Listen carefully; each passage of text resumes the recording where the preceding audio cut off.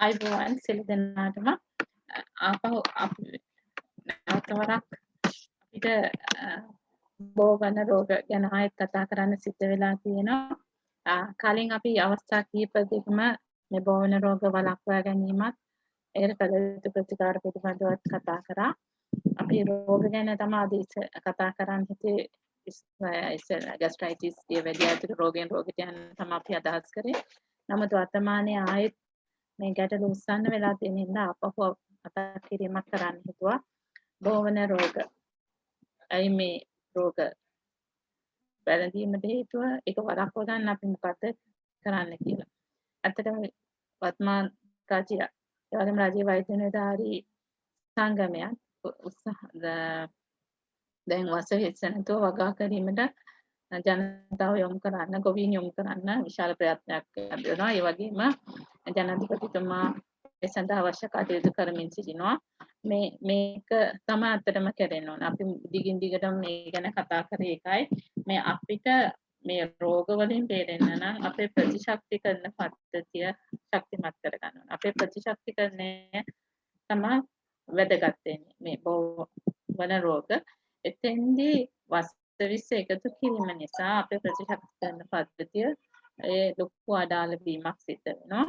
මොකද පාරම්පරික ආහාරය තමා මේ ප්‍රතිශක්තිකරණය ඇති කරන්න කියන එකට විද්‍යාත්මක පරීක්ෂණ වෛද්‍ය විද්‍යාත්මක පරීක්ෂණ සහිත පේපර්ස් වාර්තා ඕනේ තරම් හම්බ වෙනවා. ඕනේ කෙනෙකුට මේව හොයාගන්න පුළුවන්. අපි ඒවා හේතු පෙන්නමි. දිගින් දිගටම කතා කරා. ඉතින් වසවිස නැතුව වගා කරනවා නම් ආරම්භක පියවරක් විදියට ඒක විශේෂයෙන්ම අගය කරනවා. ඒ වගේම අපිට යන්න පුළුවන් නම් පාරම්පරික බීජවලට. ඒන් තවත් අපේ ප්‍රතිශක්තිකරණය නංවා ගන්න පුළුවන්. මොකද පාරම්පරික ආහාරය තමයි මේ ප්‍රතිශක්තිකරණය ඇති කරන්න පුළුවන්කම තියෙන්නේ. ඒක කොහොමද කියන එක ආයෙත් මතක් කරොත් මේ ප්‍රතිශක්තිකරණයේදී වැදගත් වෙනම දේ තමයි හිතකර සුත්‍රජීවීන් කියන අය. මේක වෛද්‍ය විද්‍යාලයේදී අපිට ඉගෙනුවේ නැහැ. ප්‍රියන්ත සේනානායක මහත්මියක මම සම්බන්ධ වෙලා හෙළසෙට සම්බන්ධ වුණාට පස්සේ තමයි මේ ගත් මයික්‍රොබයෝටා කියන එක ගැන එතුමිය මට පරීක්ෂණ වාර්තා කියවන්න මාව යොමු කරේ. එතෙන්දි තමයි මම ඇත්තටම මේ හිතකර සුත්‍රජීවීන් ගැන අධ්‍යයනය කරන්න ගත්තේ. පරීක්ෂණ වාර්තා ගත්තොත් 10 ගණක් තියෙනවා. මේ හිතකර සුත්‍රජී දැන් අපිට වෛද්‍ය විද්‍යාලයේදී කියන්නේ අපිට රෝග හදන සුත්‍රජීවීන් ඒ සුත්‍රජීවීන් කවුද ඒගොල්ලෝ අඳුන ගන්න කරන්න ඕනේ පරීක්ෂණ මොනවද ඒගොල්ලන්ට දෙන්න පුළුවන් ඇන්ටිබයොටික් හෝ ඖෂධ මොනවද කියන එක තමයි අපි වෛද්‍ය විද්‍යාලයේ ඉගෙන ගත්තේ. හැබැයි ඒ වගේම මට තේරුණ දෙයක් තමයි මේ පෝෂණය හදාරද්දී හිතකර සුත්‍රජීවීන් ගැන දන්නේ නැතිකම හින්දා තමයි අපිට මේ රෝග වළක්ව ගන්න බැරි කියලා. මේ හිතකර සුත්‍රජීවීන් කොහොමද ප්‍රතිශක්තිකරණය හදන්නේ කියන තැන අපි පොඩක් ආයෙ මතක් කරගමු.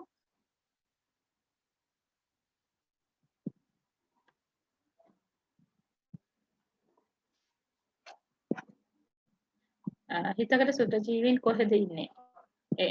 ප්‍රධානවම ඉන්නේ අපේ ආහාර මාර්ග පද්ධතියේ. වර්තමානයේ දියුණු තාක්ෂණ ක්‍රමවේදයන් ඔස්සේ හොයාගෙන තියෙනවා ශරීරයේ අනිත් තැන්වලත් මේ හිතකර සුත්‍රජීවීන් ඉන්නවා කියලා.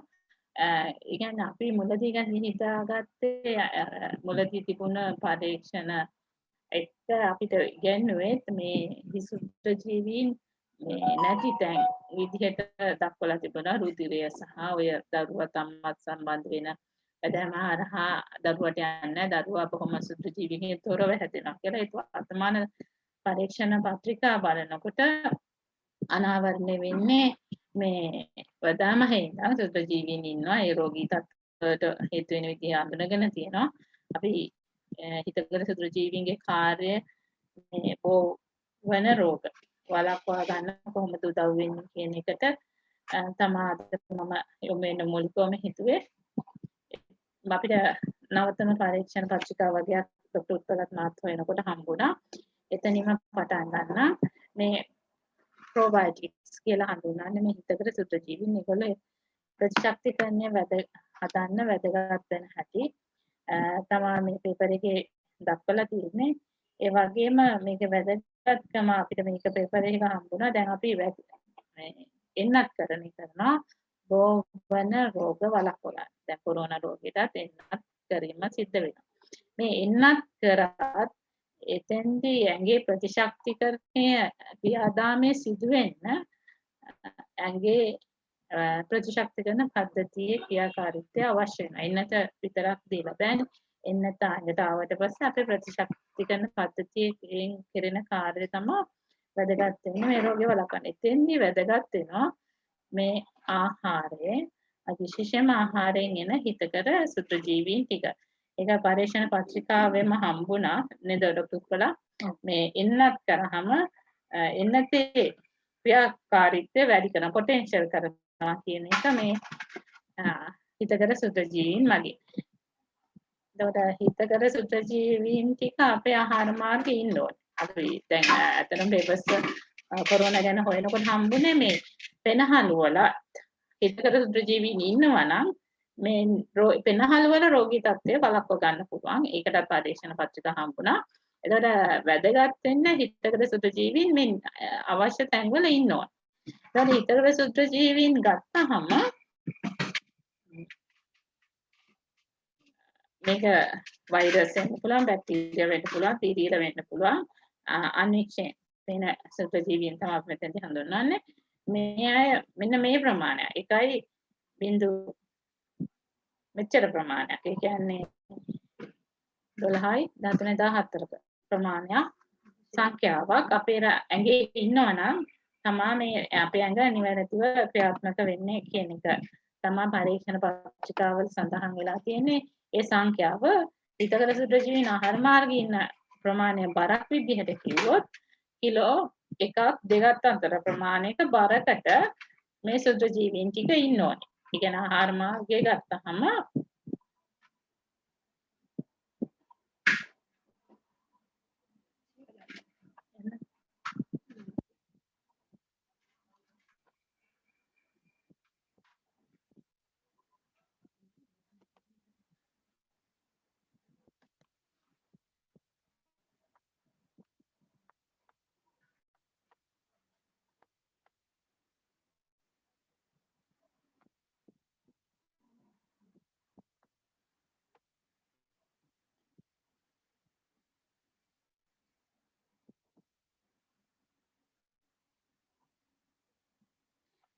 ඉස්සෙල්ලාට පරීක්ෂණ පත්‍රිකාව පෙනුනේ නැති හින්දා ෂෙයා වුනේ නැති හින්දා නැවත ෂෙයා කරන්න යන්නේ.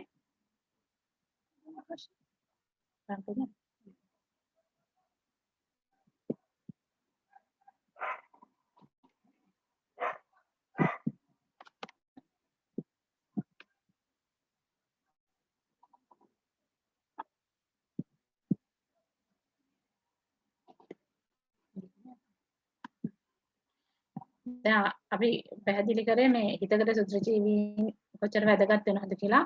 දැන් හිතකර සුත්‍රජීවීන් අපි කලින් කියවනේ ප්‍රතිශක්තිකරණ පද්ධතිය දිගින් දිගට මේ වැඩසටහන් වලදී කිව්වා ප්‍රතිශක්තිකරණ පද්ධතිය ශක්තිමත් කරන්න අවශ්‍යයි කියන එක. මේ අපිට වර්තමානයේ පරීක්ෂණ පත්‍රිකා හම්බුණා. දැන් කොරෝනා වලට වැක්සින් එක අපි දෙනවනේ. වැක්සින් එක දෙන්නා මේ වැක්සින් එකේ ක්‍රියාකාරීත්වය මේකේ තියෙන පොටෙන්ෂියේට් වැක්සින් රෙස්පොන්ස් කියන එකම දාලා තියෙනවා. එතකොට මේ වෛරල් ඉන්ෆෙක්ෂන් එකක් නේ දැන් තියෙන වෛරස් ආසාදනය. එතකොට ඒ වෛරස් ආසාදනය ඒ වගේම එන්නතේ ක්‍රියාකාරීත්වය වැඩි කරන්න මේ හිතකට සුත්‍රජීවීන් වැදගත් කියන එක තමයි මේ පත්‍රිකාවේ දක්වලා තියෙන්නේ.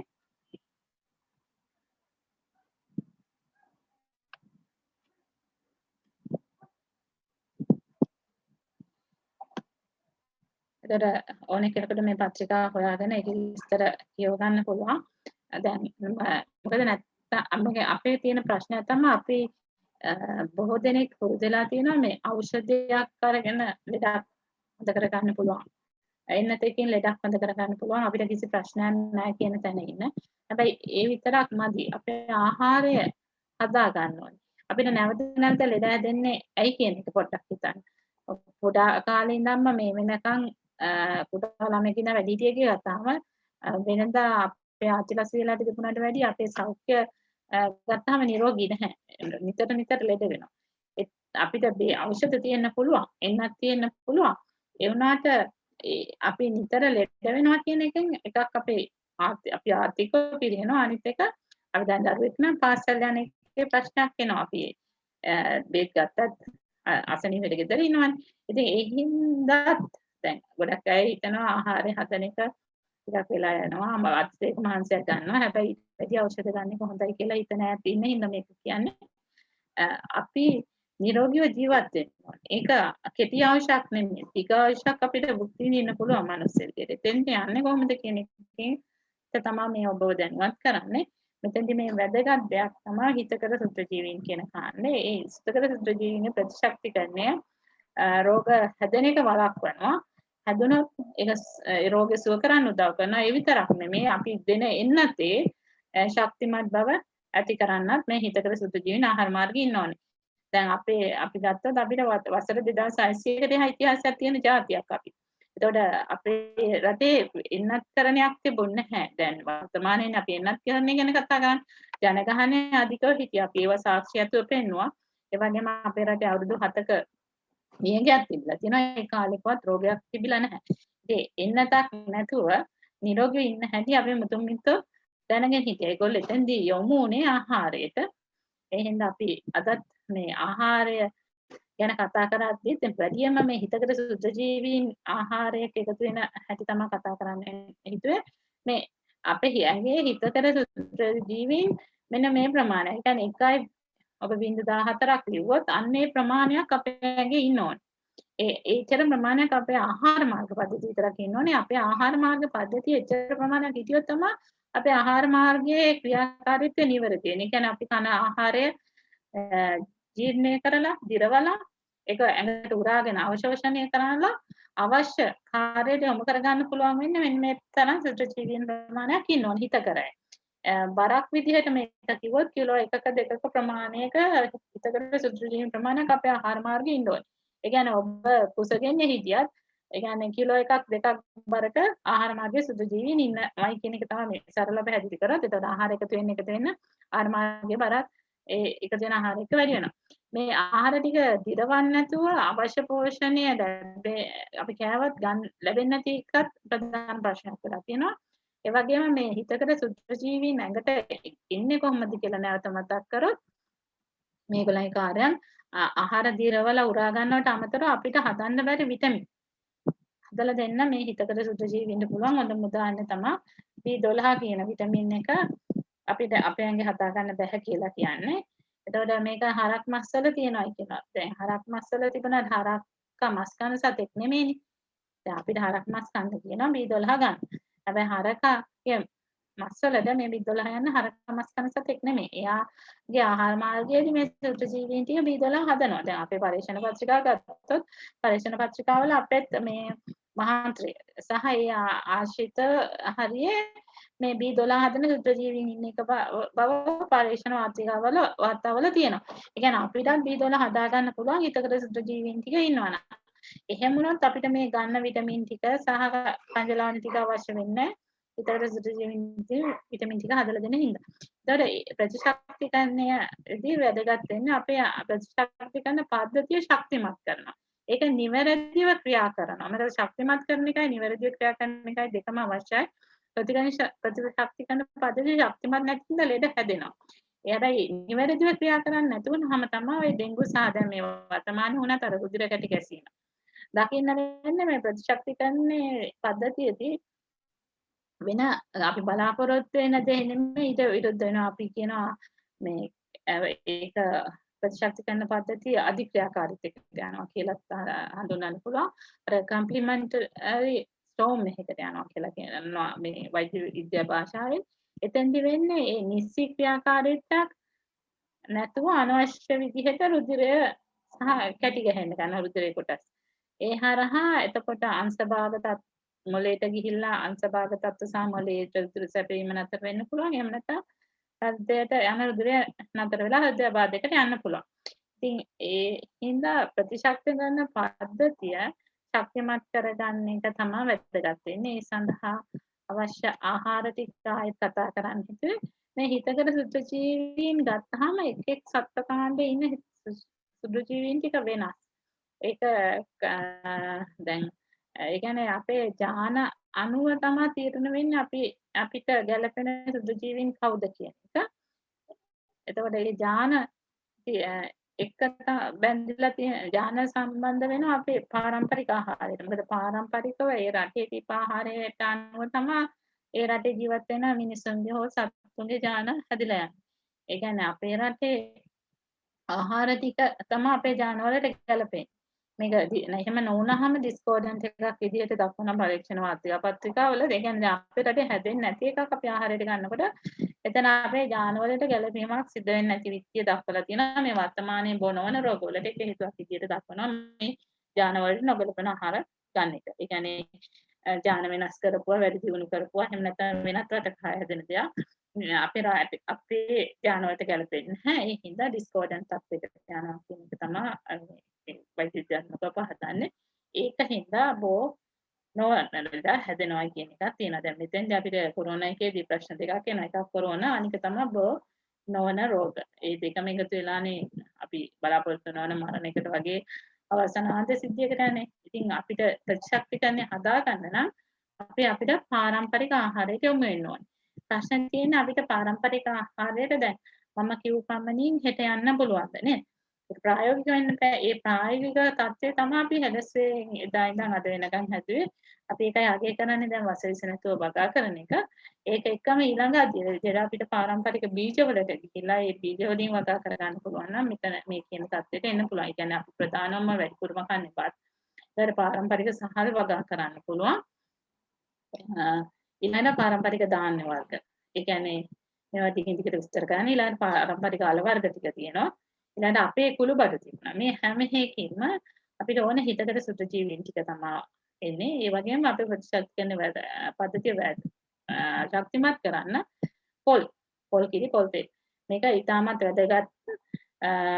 අපි සතුටු වෙනවා වසවිස නැති පොල් තෙල් ගැන අද කතා කරන එක ගැන. අපි දිගින් දිගටම කිව්වේ අපිට ගැලපෙන්නේ පොල් තෙල් තමා තෙල් වර්ගයක් විදිහට කියන එක දිගින් දිගටම අපි කතා කරා. මොකද එළවලු සෙල් සහ පාම් තෙල් වලින් එන අහිතකර තත්ත්වනුත් අපි පැහැදිලි කරා. අර්ධ රෝග පිළිකා මේ ට්‍රාන්ස් ෆැට් එක අපි කතා කරා.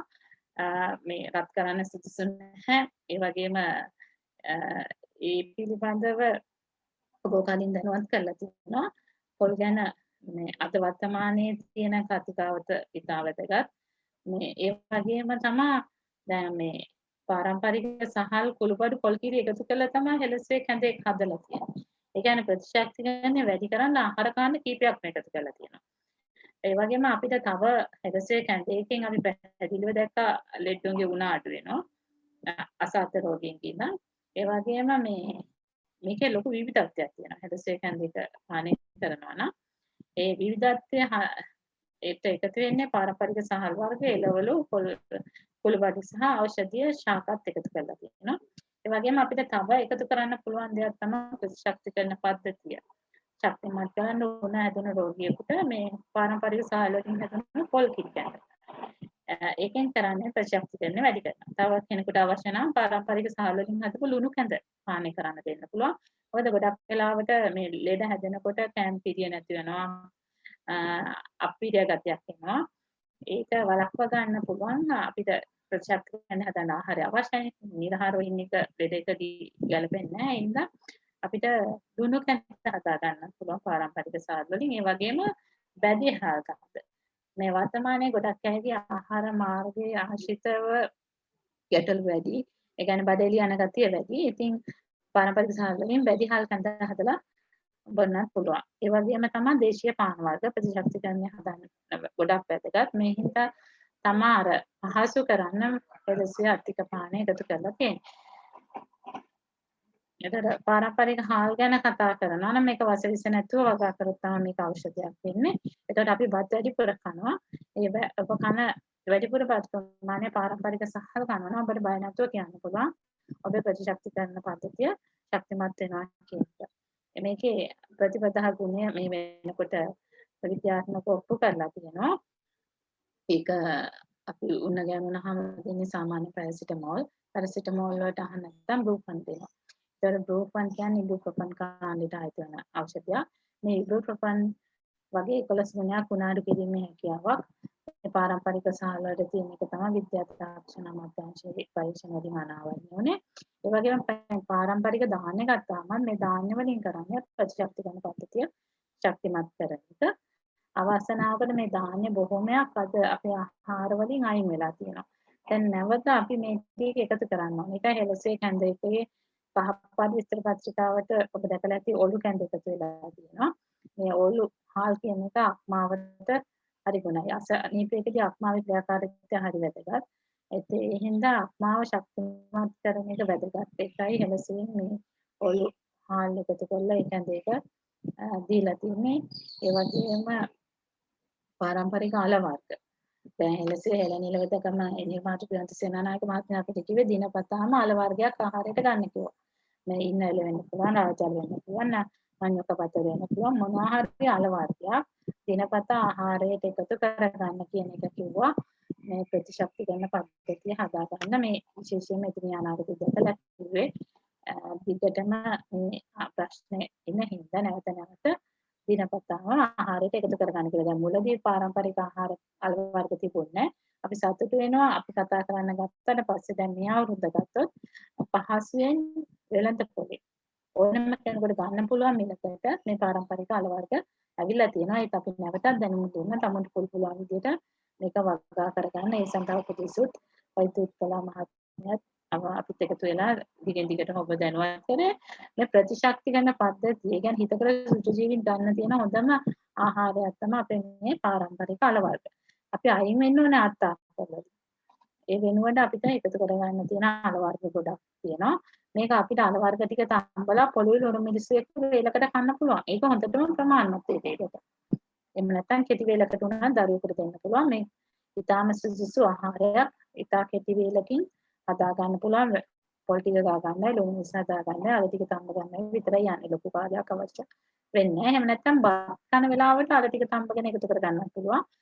එහෙම නැත්නම් සමහර අල වර්ග පොල් කිරි දාලා උයලා ආහාරයට එකතු කර ගන්නත් පුළුවන්. ඒක ඔබේ කැමැත්ත අනුව දිනපතාම අල වර්ගයක් ආහාරයට එකතු කර ගන්න. ඒ වගේම මේ කුළුබඩු වල කුළුබඩු කියන්නේ ඖෂධ. පාරම්පරික ඖෂධ තමයි මේ කුළුබඩු කියන්නේ. මේ කුළුබඩු නිසි ලෙස භාවිතා කරන්න ඕනේ.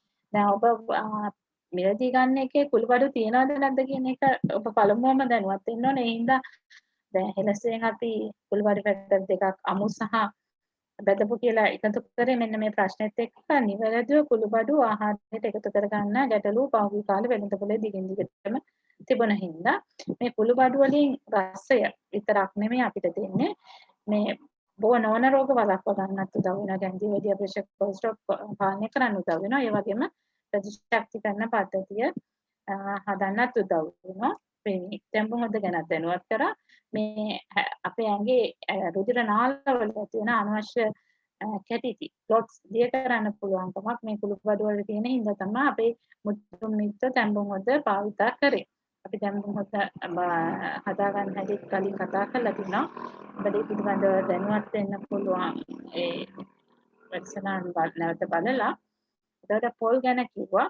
මේ පොල් කියන්නේ ප්‍රතිශක්ති කරන පද්ධතිය හදන්න වැදගත් එකක්. විශේෂයෙන්ම වෛරස් ආසාදන වලට විරුද්ධව ප්‍රතිශක්ති කරන පද්ධතිය ශක්තිමත් කරන්න පුළුවන්කමක් තියෙනවා.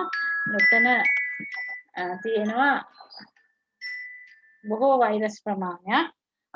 අපිට සාමාන්‍යයෙන් රෝග හදන්න මුල් වෙන වෛරස් ටික ඒ වෛරස් වලට විරුද්ධ ප්‍රතිශක්ති කරන පද්ධතිය ශක්තිමත් කරන්න පුළුවන් බව තමයි ගානාව කරපු පරීක්ෂණ පත්‍රිකාවෙන් අනාවරණය කරන්නේ. වෛරස් විතරක් නෙමෙයි බැක්ටීරියා, දිලීර ඇතුළු ඊළඟට පණු වර්ග. පණුව ඇතුළු සියලුම ආසාදන හදන ජීවීන්ට විරුද්ධ ප්‍රතිශක්ති කරන හදන්න පුළුවන්කමක් මේ පොල් වල තියෙනවා. ඒ වගේම විස නැසීමේ හැකියාව, දියවැඩියාව පාලනය කිරීමේ ගුණය සහ අක්මාව රැක ගැනීම. මොකද අක්මාව වෛරස් ආසාදනයත් එක්කම අක්මාවටත් හානි වෙන බොහෝ අවස්ථාවල අපි දකින අක්මාව එන්සයිම් ගොඩක් වැඩි වෙනවා. ඒ තත්ත්වවලදී පොල් වලින් කරන්නේ ලොකු උදව්වක් අක්මාව රැක ගන්න උදව් කරලා. ඒ වගේම තමයි ප්‍රතිශක්ති කරන පද්ධතිය ශක්තිමත් කරන උත්තේජන කිරීමේ හැකියාවකුත් මේ පොල් වල තියෙනවා කියලා පැහැදිලි වෙලා තියෙනවා මේ කොලෙස්ටරෝල් වල තියෙන බය හින්දා. ආපහු මතක් කරේ හොඳ කොලෙස්ටරෝල් වැඩි කරලා අර කොලෙස්ටරෝල් අඩු කරන්න පුළුවන්කමක් තියෙනවා කියලා මේ ලංකාවේ කරපු පරීක්ෂණකින් පැහැදිලි වෙලා තියෙනවා.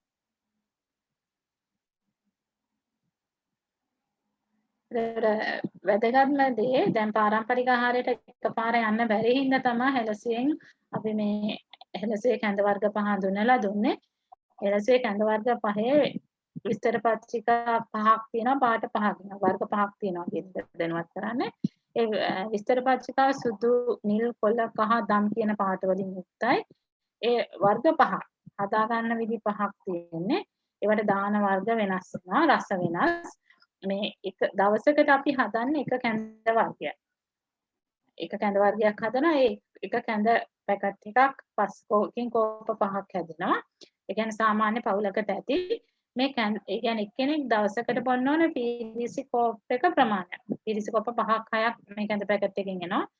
එතකොට එක්කෙනෙක් පීරිසි කෝප් එක ප්‍රමාණයක් තමයි බොන්න වෙන්නේ. මේක දවස් ඕනෙම වෙලාවක බොන්න පුළුවන්. උදේ වෙන්න පුළුවන්, රැ වෙන්න පුළුවන්, දවල් වෙන්න පුළුවන්. කැමති වෙලාවක තමුන්ට පහසු වෙලාවක හෙලසේ කැඳේකෙන් කොප්පයක් බොන්න පුළුවන්. එතෙන්දි වැදගත් වෙන්නේ මේ විස්තර පත්‍රිකාවේ උපදේශ අකුරටම ක්‍රියා කරන්න ඕනේ. ඒකට දාන්න කියලා තියෙන දේවල් අනිවාර්යයෙන්ම දාන්න ඕනේ. ඒ වගේම වෙනත් කිසිම දෙයක් එකතු කරන්න එපා හොඳයි කියලා. එහෙම වුණොත් ඒකේ ගුණය වෙනස් වෙනවා. ඒ හින්දා ඔබ හදනවා නම් මේ උපදේශ පත්‍රිකාවටම අනුකූල වෙන්න. එහෙම අනුකූල වුණොත් තමයි අපිට අවශ්‍ය ප්‍රතිශක්තිකරණය මේ කැඳේක හරහා හම්බෙන්නේ. ඒ වගේම වැදගත් දෙයක් තමයි අපි පොල් බ්ලෙන්ඩ් කරනවා නම් පොල් කිරි හදා ගන්නකොට පොල් බ්ලෙන්ඩ් කරනවා නම් එහෙම නැත්නම් කැඳේක බ්ලෙන්ඩ් කරන්න යනවා නම් අපි බලාපොරොත්තු වෙන ප්‍රතිඵල හම්බෙන්නේ නැහැ. ඒ හින්දා කවදාවත් ආහාර පිළියෙල කරන්න භාවිතා කර පොල් කිරි හදා ගන්න බ්ලෙන්ඩරේ භාවිතා කරන්න එපා. ඒ වගේම කිසිම වෙලාවක කැඳේක බ්ලෙන්ඩ් කරන්න එපා. ඒ වගේම තමයි මේ හෙලසේ කැඳේක ඕනෙම වයසක ඕනෙම කෙනෙකුට සුදුසුයි. දැන් කලිනුත් අපි දැනුවත් කර ආහාර පටන් ගන්න දවසේ ඉඳන් මේ දරුවෙකුට මේ හෙලසේ කැඳේක දෙන්න පුළුවන්. ඒ වගේම ගර්භණී අම්මලාට, මව්කිරි දෙන අම්මලා ඇතුළු රෝගී අය, නිරෝගී අය මේ ඕනෙම කෙනෙකුට මේ කැඳේක පානය කරන්න පුළුවන්. එතෙන්දී ඔබ ඒ කියලා තියෙන විස්තර පත්‍රිකාව විදිහටම කැඳේක හදන්න. වෙන කිසිම දෙයක් කරන්න යන්න එපා. විස්තර පත්‍රිකාවේ ඒ කැඳ 5 හදන්නේ 5 විදිහකට. ඒකත් කියන්න ඕනේ. ඒ කියලා තියෙන විදිහට ඒ අවශ්‍ය ද්‍රව්‍ය එකතු කරලා කැඳේක හදාගෙන දවසට කැඳ කෝප්පයක් තමයි බොන්න ඕනේ. මේකෙන් අපි කරන්නේ අර හැඟට ඕන හිතකට සුද්ධ ජීවීන් ටික මේකට කැඳේකේ තියෙන පාරම්පරික ආහාරات එක්ක අපට ලැබෙනවා. ඒ වගේම අපිට අවශ්‍ය තන්තු, විටමින්, කංජ ලබන. මේ ටික හම්බ වෙනකොට අපේ ඇඟේ ප්‍රතිශක්තිය නිකම්ම ඇති වෙනවා. ඒ වගේම තමයි අත්තික පානය. මේක අත්තික පානය කියුවට ද්‍රව්‍ය මේකේ ಜಾති බෙලි කරපිංචා ඇතුළු අත්තික ඇතුළු වර්ග 12ක් තියෙනවා. ඒක කුඩු කරලා තියෙන ඔබේ පහසුව සඳහා. එතකොට මේ කුඩු තේ හැඳක් වතුර පිරිසි කොප්ප 7ක් දාලා අපි තම්බලා ඒක පැහෙනකොටම බාන්න. මේක හින්දන්න යන්නේ නැහැ. පැහෙනකොට බාලා මේක කැමති විදිහකට කෙනෙකුට පානය කරන්න පුළුවන්. කෙනෙක් රස්නෙන් බොන්න කැමති නම් යාට රස්නෙන් බොන්න පුළුවන්. තව කෙනෙක් නිවිලා බොනවා නම් නිවිලා බොන්න පුළුවන්. එහෙම නැත්නම් කෙනෙකුට අවශ්‍ය නම් ශීතකරණය දාලා පූල් කරලා බොන්න. ඔබට ශීතකරණය දාලා පූල් කරලා බොන්න පුළුවන්. අවශ්‍ය වෙන්නේ දිනකට කෝප්ප 3ක්වත් බොන එක. දවස තුල පිරිසි කෝප්ප 3ක ප්‍රමාණයක්වත් ගන්න ඕනේ. වැදගත් දේ මේක සීනි නැතුව පානය කරන්න ඕනේ. එතකොට තමයි මේකේ ඖෂධීය ගුණය තියෙන්නේ. ඒ වගේම මේක අර හෙලසේ කැඳ වගේමයි ඕනෑම වයසක කෙනෙකුට දෙන්න පුළුවන්. කුඩා දරුවෙක් වෙන්න පුළුවන්, ගර්භණී අම්මා කෙනෙක් වෙන්න පුළුවන්. ඒ වගේම පිළිදෙන අම්මා කෙනෙක් වෙන්න පුළුවන් ඕනෑම කෙනෙක්. අපි දැක්ක දේ තමයි වකුගඩු රෝගී මුත්‍රා යන්නේ නැති අයට ඉඳන් මුත්‍රා යනවා. දැන් ගොඩක් අය අහන්නේ වකුගඩු රෝගීන්ට සුදුසුද කියලා බයක් තියෙනවා. ඇත්තටම වකුගඩු රෝගීන්ට සුදුසුයි. එඩක් තියෙන හෝ නැති ඕනෑම කෙනෙකුට අතික පානය සුදුසුයි. එතකොට අතික පානයේ කෝප්ප 3ක් දිනකට එකතු කරගන්න එක තමයි කරන්න ඕන. ප්‍රධාන මේ ප්‍රතිශක්තිකරණය හදන්න අද වර්තමානයේ අනිවාර්යයෙන්ම අපිට මේ හෙලසේ කැඳ කෝප්පයකට අතික කෝප්ප 3කුත් එකතු කරගන්න වෙලා තියෙනවා. ඊට අමතරව ආහාරයට එකතු සහ බීම වලට එකතු කරගන්න දේවල් මේ හෙලසේ හෙළ නිලවද ක්‍රමයෙන් පෝෂණය පිළිබඳව දැනුවත් වෙච්ච කරුණු ටික මම කියන්නේ ඔබ දියර වර්ග ගොඩක් පානය කරා. විශේෂයෙන්ම අපි රෝගී වුණාම උණ හැදුනා නම් රෝගී තත්ත්වයක් ආව නම් බොන ප්‍රමාණය වැඩි කරන්න ඕනේ. බෝතල් 5ක ප්‍රමාණයක් දියර එන්න ඕනේ. එතෙන්දී වතුර විතරක් බොන්න බෑ. වතුර බොන වයිකම අපිට හෙලසේ අතික පානය කෝප 5 දක්වා යන්න පුළුවන්. කියන්නේ බෝතලයක ප්‍රමාණයක් දක්වා දවසකට වැඩි කර ගන්න පුළුවන්. ඊළඟට අපිට ලේසියෙන් එකතු කර ගන්න පුළුවන් දෙයක් තමයි තැඹිලි. තැඹිලි කියන්නේ මේ අපේ රුධිර ප්ලාස්මාවට බොහෝසෙයින් සමානයි. වල තැඹිලි වල ගොඩක් තියෙන්නේ ප්ලාස්මාවට සමාන විදිහට. සෙලයින් ගත්තොත් ඒක තියෙන්නේ ලුණු. අපේ සෝඩියම් නෙමෙයි රුධිර ප්ලාස්මා වැඩියෙන් තියෙන පොටෑසියම්. එතකොට තැඹිලි කියන්නේ පොටෑසියම් වැඩි එකක්. ඒ වගේම මේකේ සීනි යම් ප්‍රමාණයක් තියෙන. එතකොට ඒක රෝගියෙකුට අවශ්‍ය ශක්තියක් ලබා දෙනවා. මේකේ තියෙන තැඹිලි අපි වීදුරුවක් වීදුරුවකින් 4න් 3ක් විතර බිව්වයි කියලා ලේවල සීනි වැඩි වෙන්නේ නැහැ. එහෙනම් දියවැඩියා රෝගියෙකුට දෙන්න පුළුවන්. අපි තැඹිලි ගෙඩියකට වැඩිය බොනවා නම් එහෙම නැත්නම් සමහර අයට 12න් පස්සේ තැඹිලි බොනකොට සෙම විශ්වෙනවනේ. ඒ වගේ තත්ත්ව තියෙනවා නම් අපිට පුළුවන් ඉස්ලාම් තැඹිලි ගෙඩිය අපි කොටුව වගේ කපලා ගම්බෙස් 10ක් දාලා විනාඩි 20ක් වහලා තියෙනවා. වහලා තියලා ඊට පස්සේ පෙරලා බොන්න පුළුවන්. එතකොට අපිට තැඹිලි ගෙඩිය දවස් ඕන වෙලාවක බොන්න පුළුවන්. තැඹිලි ගෙඩි ඇති පමණක් බොන්න පුළුවන්. අවශ්‍ය ඒ කියන්නේ 2ක් 3ක් 4ක් වුණත් බොන්න පුළුවන්. ඒකේ ගැටලුවක් නැහැ.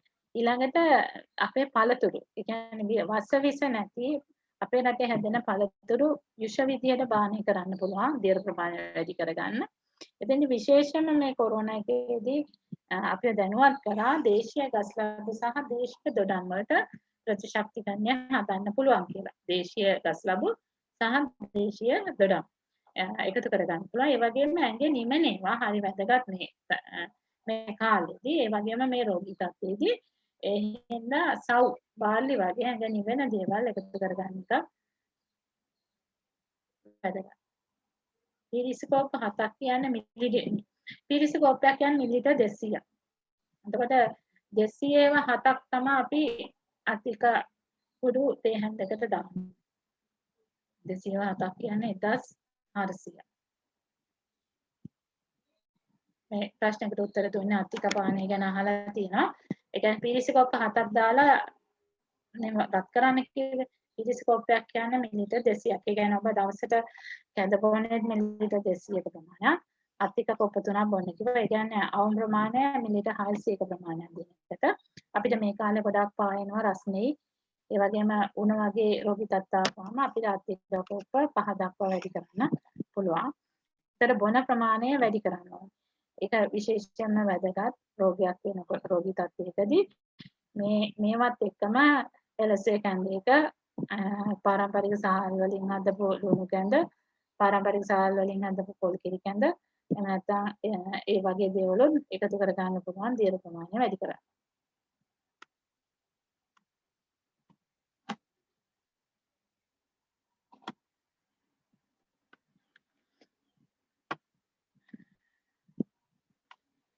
ඒ වගේම එතුමිය අපිට තව කියපු දේවල් තමයි දැන් ගම්වල මේවා හොයාගෙන කරන්න පුළුවන් ගම්වල ඉන්නට අත්තික ගෙඩි තම්බල වතුර බොන්න කිව්වා. කුඹුක් දලු තම්බල වතුර බොන්න පුළුවන්. ඒ වගේම දෙලුම් ගැට තියෙනවා නම් දෙලුම් ගැට තම්බල වතුර බොන්න පුළුවන්. මේ රාබු හරි වැදගත් මේ කොරෝනාවට ප්‍රතිශක්තිකරණය හදන්න අපේ එලසේ හෙළ නිලවදකම අනුව.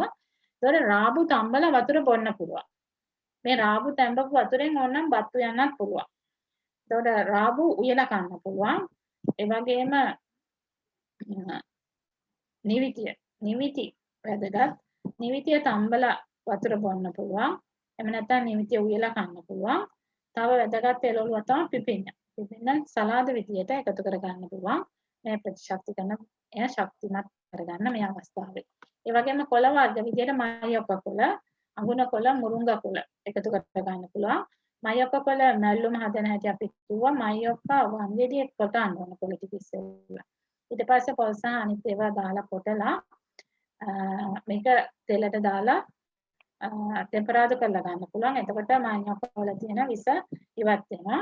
ඒ වගේම අඟුණ කොළ ඊළඟට මුරුංගා කොළ මැල්ලුම හදනවා නම් හොඳට මලවන්න ඕනේ නැත්තම් බඩගි දෙන්න පුළුවන්. තව රාබු කොළ මැල්ලුම එකතු කර ගන්න පුළුවන්. ඒක රාබු හරි වැදගත් මෙතෙන්දී. ඔව් කොටු කොළ රතු ලුණු ගොඩක් දාලා ආහාරයට එකතු කර ගන්න පුළුවන්. ඒ ඔබ දැනුවත් කරේ හිතකර සුද්ධ ජීවීන් ටික අපේ ආහාරයට එකතු කරගෙන ශක්ති ගන්න පද්ධතිය වැඩි කරගන්න. දැන් මේ හිතකර සුද්ධ ජීවීන් විනාශ වෙන විදිහ නැවත මතක් කරොත් මේ තමයි. ඒ කියන්නේ අපි එකතු කරන රසායනික ප්‍රෝර, කුණාශක, වල්නාශක, දිවිර නිසා එකක් ඒ ශාකවල ඉන්න හිතකර සුද්ධ ජීවීන් ටික විනාශ වෙනවා. පස්සට එකතු වෙනකොට පස්සේ ඉන්න සුද්ධ ජීවීන් ටික විනාශ වෙනවා. මොකද පස්සේ ඉන්නේ ඉස්සෙල්ලාම මේ හිතකර සුද්ධ ජීවීන් ටික පස්සේ. එතකොට මේ ටික දානකොට පස්සේ ඉන්න හිතකර සුද්ධ ජීවීන් ටික වෙනස් වෙනවා. අද පසාන්දික වෙලා අජීවී වෙලා තියෙන එකයි. කුණු දි รา පත් වෙන්නේ නැත්තම්, ගැඩවිල් බනුව නැත්තම් ඒ පස්ස අජීවී වෙලා. ඒකට හේතුව මේ හිතකර සුද්ධ ජීවීන් ටික පස්සේ විනාශ වෙලා. මොකද පස්සේ හිටියත් තමයි ශාකයට හම්බෙන්නේ. එතකොට අපි ශාකයට මේ රසායනික ද්‍රව්‍ය දානකොට ශාකයේ ඉන්නේ වෙනස් වෙනවා. ඒතර වගාව හරි වැදගත් මේ ප්‍රතිශක්ති ගන්න හදන්න.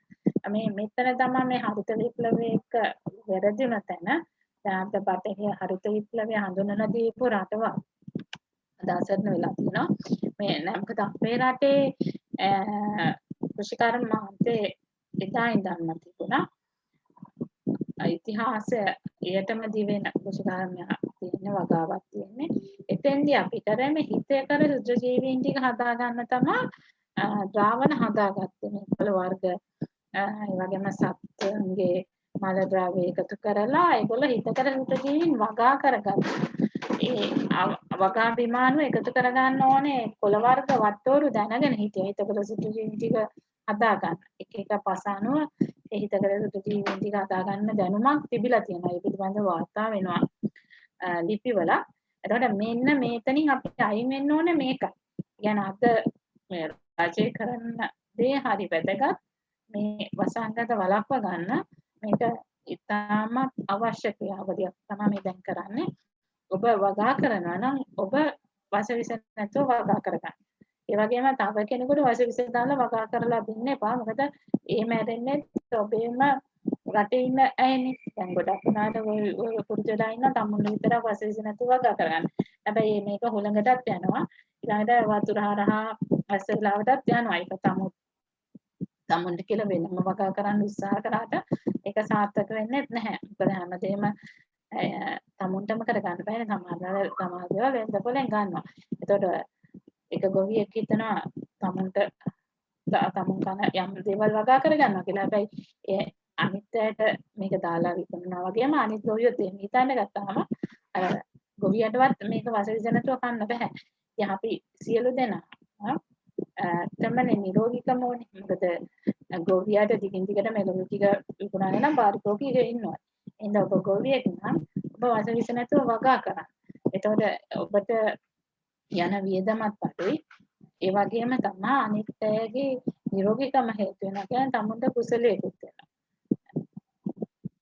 හිතකර සුද්ධ ජීවීන් අපේ ඇඟට එන්නත් ඒ වගේම අපේ ඇඟේ ඒගොල්ලන්ට ජීවත් වෙන්න තන්තු ඕන. අද අවාසනාවකට තන්තු පාඩු ආහාරයකට යොමු වෙලා තියෙනවා. දැන් වැඩිම මුදලක් ගෙවන්නේ කීරිසම්බ කියන්නේ තන්තු නැතිම වගේ ආහාර. තන්තු වැඩි වෙන්න ආහාරයට ගන්න එක අඩුයි. ඒක තමයි අවාසනාවන්ත කරන. දැන් ධාන්‍ය වර්ග ගත්තාම ගොඩක් තන්තු වැඩි. එතකොට එක ආහාරයේ තියෙන තන්තු වර්ග වෙනස්. පැහැදිලි ලෙවටකමේදී තන්තු ගැන බටහිර වෛද්‍ය විද්‍යාවේදී ලොකු විෂය පරාසයක් තුල කතා කරනවා.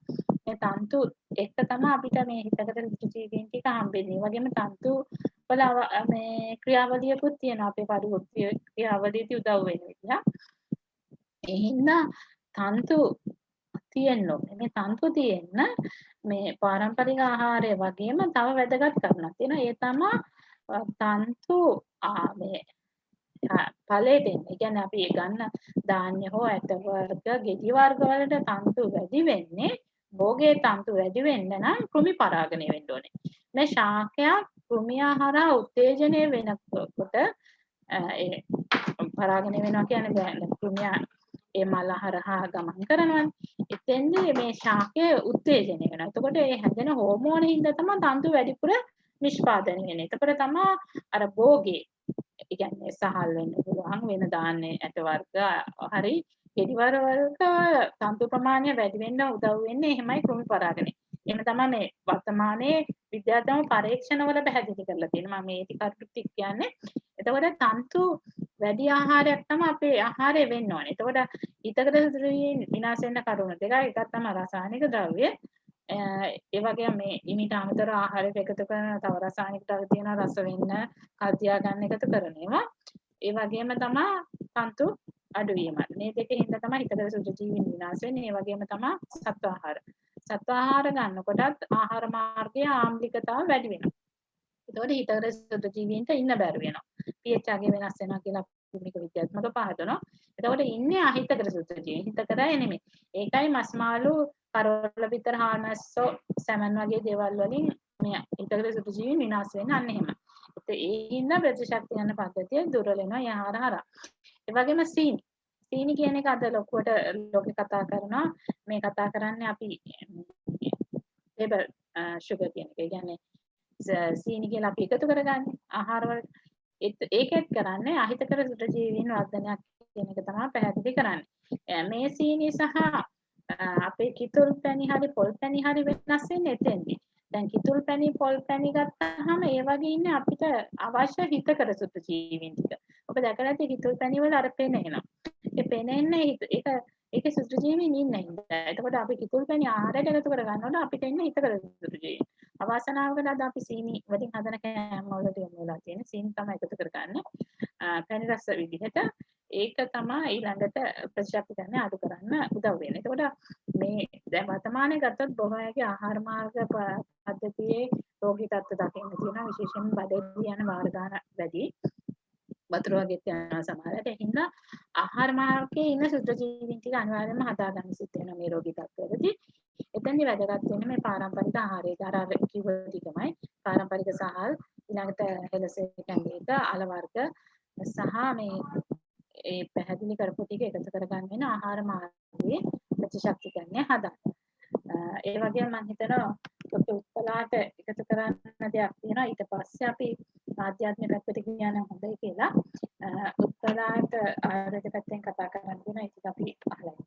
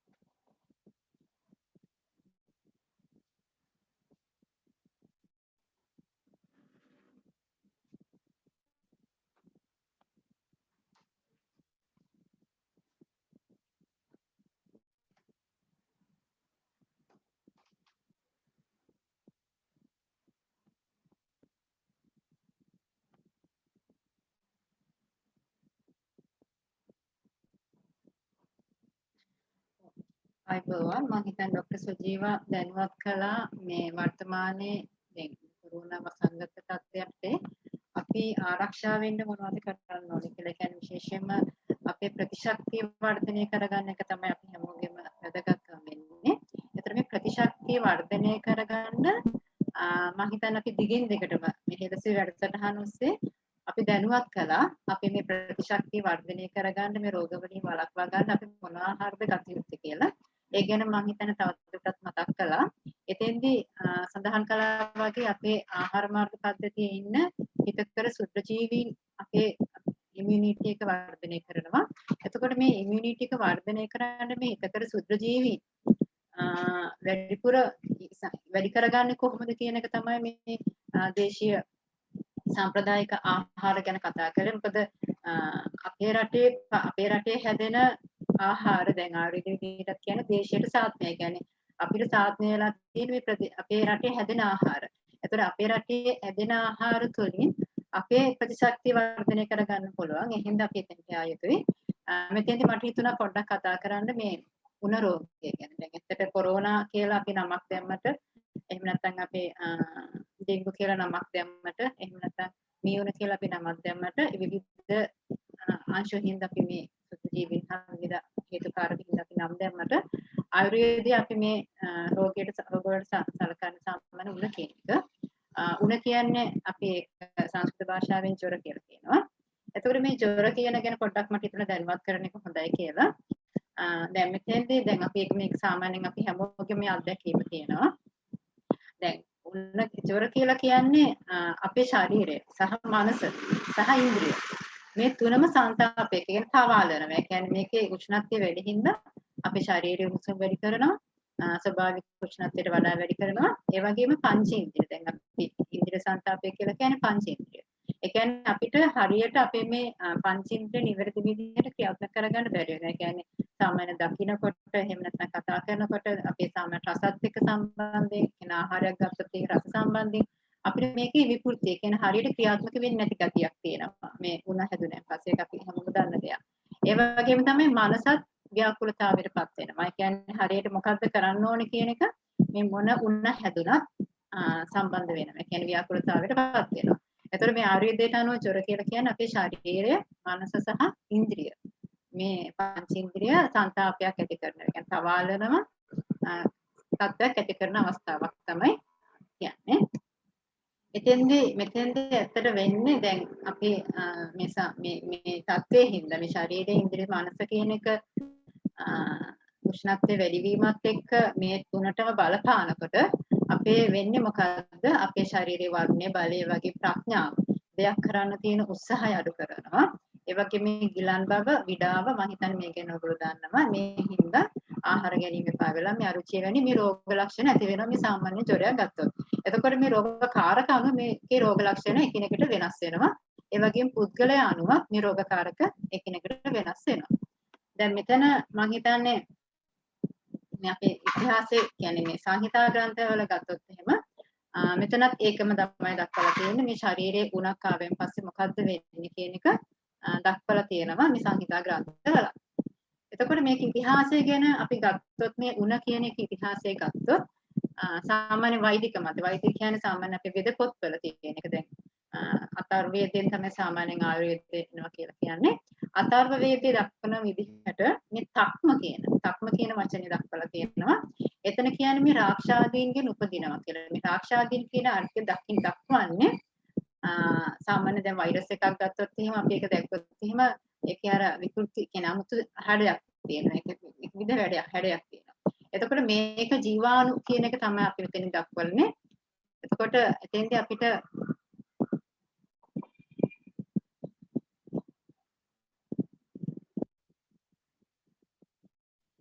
ඒ වගේම දෛවික මත ඒ කියන්නේ දැන් සාමාන්‍ය ඉතිහාසය ගත්තොත් එහෙම දැන් ආයුර්වේදයේ එන්නේ දෙවිවරු හා සම්බන්ධතාවයක් තියෙනවා. ඒක ධන්වන්තරිය ඇතුළත දෙවිවරුන්ගෙන්.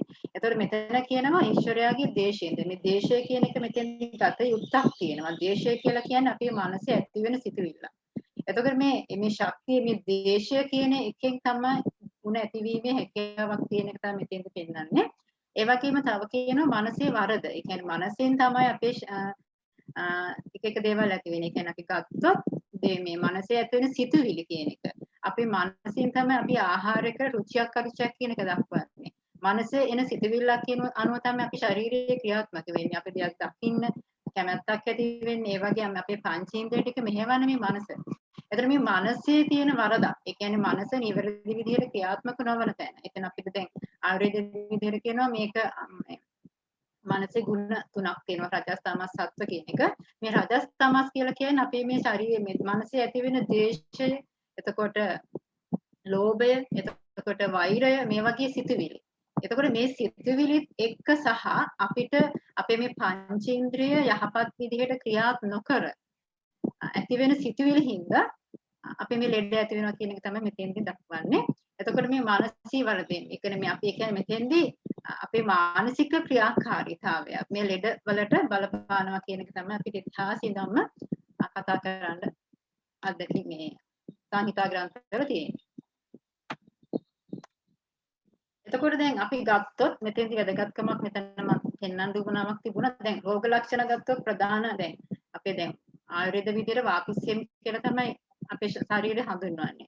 ඒතර මේ වාපිස්සෙන් කියන්නේ මේ ශක්තිය තුනක්. මේ අපි දැන් වාතය කියලා කියන්නේ සාමාන්‍ය වේදනාවක් එක්කම ඇති කරන්නේ වාතය වැඩි වීමක් එක්ක. ඒතර සෙම් කියන එක මම හිතන්නේ දන්නවා. දැන් සෙම් රෝග ඇති වෙන පෙනහළුගත රෝග සහ කැසෙම් පිටසා වගේ ඒ සෙම් රෝග. ඒතර සෙම වැඩි වීම හිත කියලා කියනවා. අනික පිත කියන එක සාමාන්‍ය ශරීර උෂ්ණත්වයේ වැඩි වීමත් එක්ක තමයි පිත කියන එක අපි දක්වන්නේ. මම සරලව දැක්කුවේ. එතකොට දැන් මේ උණක් හැදෙනකොට අපිට තියෙන දෙයක් තමයි ප්‍රධාන වශයෙන් අපි දන්න දෙයක්. මේක සේදේ අවරෝධ වෙනවා. සේදේ කියලා කියන්නේ දහඩිය අවරෝධ වෙනවා. ඒ කියන්නේ උණක් ගන්නකොට අපි දකින දෙයක් තමයි අපේ ඇඟෙන් දහඩි පිට වෙන්නේ නැහැ. අපේ ශරීරය ගොඩාක් උෂ්ණ වෙනවා. ඒ වගේ මේ උෂ්ණත්වයේ හින්දා රස්සල කියව වගේ ශරීරයේ මනස සහ ඉන්ද්‍රිය සංතාපයට ඇති කරන හින්දා ශරීරයට හරි විඩාවක් ඇති වෙනවා. ඒතර මේ විඩාව කියන එකත් ඇත්තට රෝග ලක්ෂණ අනුව දැන් අපි ගත්තොත් කොරෝනා අනුව සහ ඊට පස්සේ වෙනස් වෙන්න පුළුවන් එක එක රෝග ලක්ෂණ රෝග කාරක හේතුත් එක්ක. ඒතර පොදුවේ ගත්තොත් ඕනෑම උණක් ගත්තොත් මේ දහඩිය පිට වෙන්නේ නැති එක අධික උෂ්ණත්වයක් ඇති වෙන එක ඒක ජොර තාපය වැඩි වෙනවා සහ ඇඟපත විඩාවක් ඇති වෙනවා. එතකොට මේ ඇඟපත විඩාව කියන එක තියෙනවා. එතකොට මෙතෙන්දී අපිට දැන් සාමාන්‍යයෙන් උණකට ප්‍රතිකාර කරනකොට තියෙන චිකිත්සා සූත්‍රයක් කියලා. මේ චිකිත්සා සූත්‍රය කියන එක එතෙන්දී අපිට දක්වලා තියෙන සංහිතා ග්‍රන්ථවල මේ අපි ඍෂිවරු අපි කොහොමද මේ රෝගවලට ප්‍රතිකාර කරන්නේ කියන එක. එතෙන්දී මෙතෙන්දී මම දකින දෙයක් තමයි දැන් මෙතන මම මේ කහ පාටින් දක්වලා තියෙනවා. මේ කියන්නේ මේ එක තියෙන මොනවද දෙන්න ඕනේ. දැන් මෙතන තියෙනවා පේයා වර්ග. පේයාව කියලා කියන්නේ ඇත්තට දියර වර්ග වැඩි කරන්න ඕනේ. පේයාව කියන තව අර්ථය තියෙනවා අපි කැඳක් දෙනකොට ඖෂධීය දේවලුත් දාලා අපි කැඳ හදලා දෙන්න ඕනේ. එතකොට මෙතන සේදනය කරන්න ඕනේ. සේදනය කියලා කියන්නේ දහඩිය ඇති කරවන එක කරන්න ඕනේ. සහ කැඳ වර්ග දෙන්න ඕනේ. ඒතර මෙතෙන්දි වෙන්නේ අපේ ශරීරය යථා තත්ත්වයට පත් කරගන්න ඕනේ. ඒ වගේම දියර වර්ග වැඩිපුර දෙන්න ඕනේ. එතකොට මේ හොඳට ආහාර දිරවීම ඇති කරවන්න ඕනේ. සහ මේ අපේ චොර තාපය අඩු කරවන්න ඕනේ ක්‍රමවේදයක් එක තමයි මේ දේ තියෙන්නේ. අපි මේ රෝගයකින් ආක්‍රාන්ත වෙච්ච පුද්ගලයා කොහොමද මැනේජ් කරන්නේ කියන එක තමයි මේ චිකිත්සා සූත්‍රයෙන් සාමාන්‍යයෙන් තියෙන්නේ. මේක සාමාන්‍ය වෛද්‍යවරු මේ අනුගමනය කරනවා. මෙතෙන්දි මට කියන්න ඕන දෙයක් තමයි මේ ජඩ චිකිත්සා සූත්‍රය ගත්තොත් මේ යවාගු කියලා කියන කැඳ වර්ගවලට. එයා දැන් අපි දැන් ආයුර්වේද විදිහට කැඳ වර්ග කීපයක් තියෙනවා. එකක් තමයි මේ සහල් එකතු කරලා අපි හදන එක. දැන් අපි හිතන් ඉන්නේ කැඳ කියන්නේ කොළ කැඳ කියන එක විතරයි කියලා නැහැ. මේ කොළ කැඳ කියන එක වර්ගයක් විතරයි. කැඳ වර්ග ගොඩාක් තියෙනවා. ඒතර එකක් තමයි මේ සහල් වලින් හදන කැඳ. දැන් මේ යවා මණ්ඩකය විලේප යවාගු කියලා කියන්නේ සාමාන්‍ය මේ කැඳ වර්ග. සහල් වලින් හදනවා. ඒක සහල් දාන ප්‍රමාණය සහ වතුර දාන ප්‍රමාණය අනුව වෙනස් වෙනවා. එතකොට මේ කැඳ වර්ග අපි රෝගී අවස්ථාව අනුව කැඳ වර්ග දෙන්න පුළුවන්. මෙතෙන්දි පැත්තටම දැන් මෙතන යවාගු කියලා කියන්නේ බෙහෙත් සහිත සහල් කැඳ.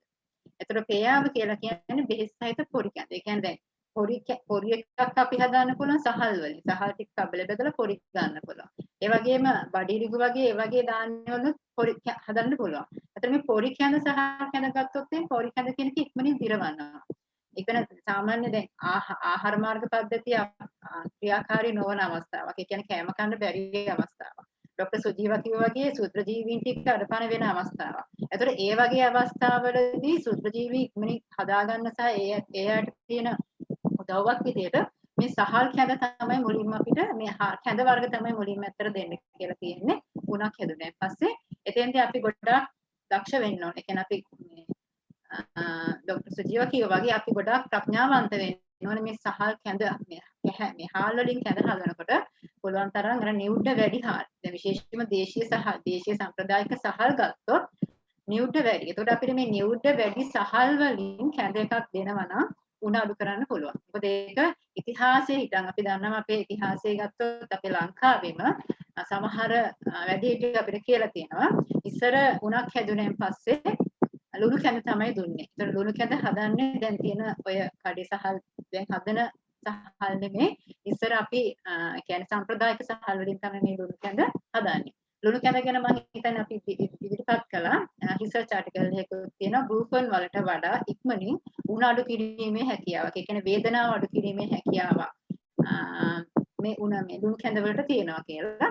එතකොට මේ ලුණු කැඳ වර්ග, ඒ වගේම සහලින් හදන කැඳ වර්ග, ලුණු කැඳ වගේ දේවල්, එතකොට මේ පොඩි කැඳ වගේ දේවල්, ඒ වගේම බෙහෙත් වර්ග එකතු කරලා මේ කැඳ වර්ග හදලා දුන්න කියන එක පොතපතේ තියෙනවා. එතකොට දැන් බුද්ධ දේශනාව අනුව ගත්තත් මේ කැඳවල ಗುಣ ගොඩක් තියෙනවා. කියන්නේ ಗುಣ වර්ග 10ක් තියෙනවා. එතෙන්දී අපිට කියන්නේ දැන් අපිට දැන් මේ කුසගින්න දැන් වැඩි කරන්න පුළුවන්. කුසගින්න තිබ්බත් ඒක නිවන්න පුළුවන්. කුසගින්න වර්ධනය කරන්න පුළුවන් මේ කැඳත් එක්ක.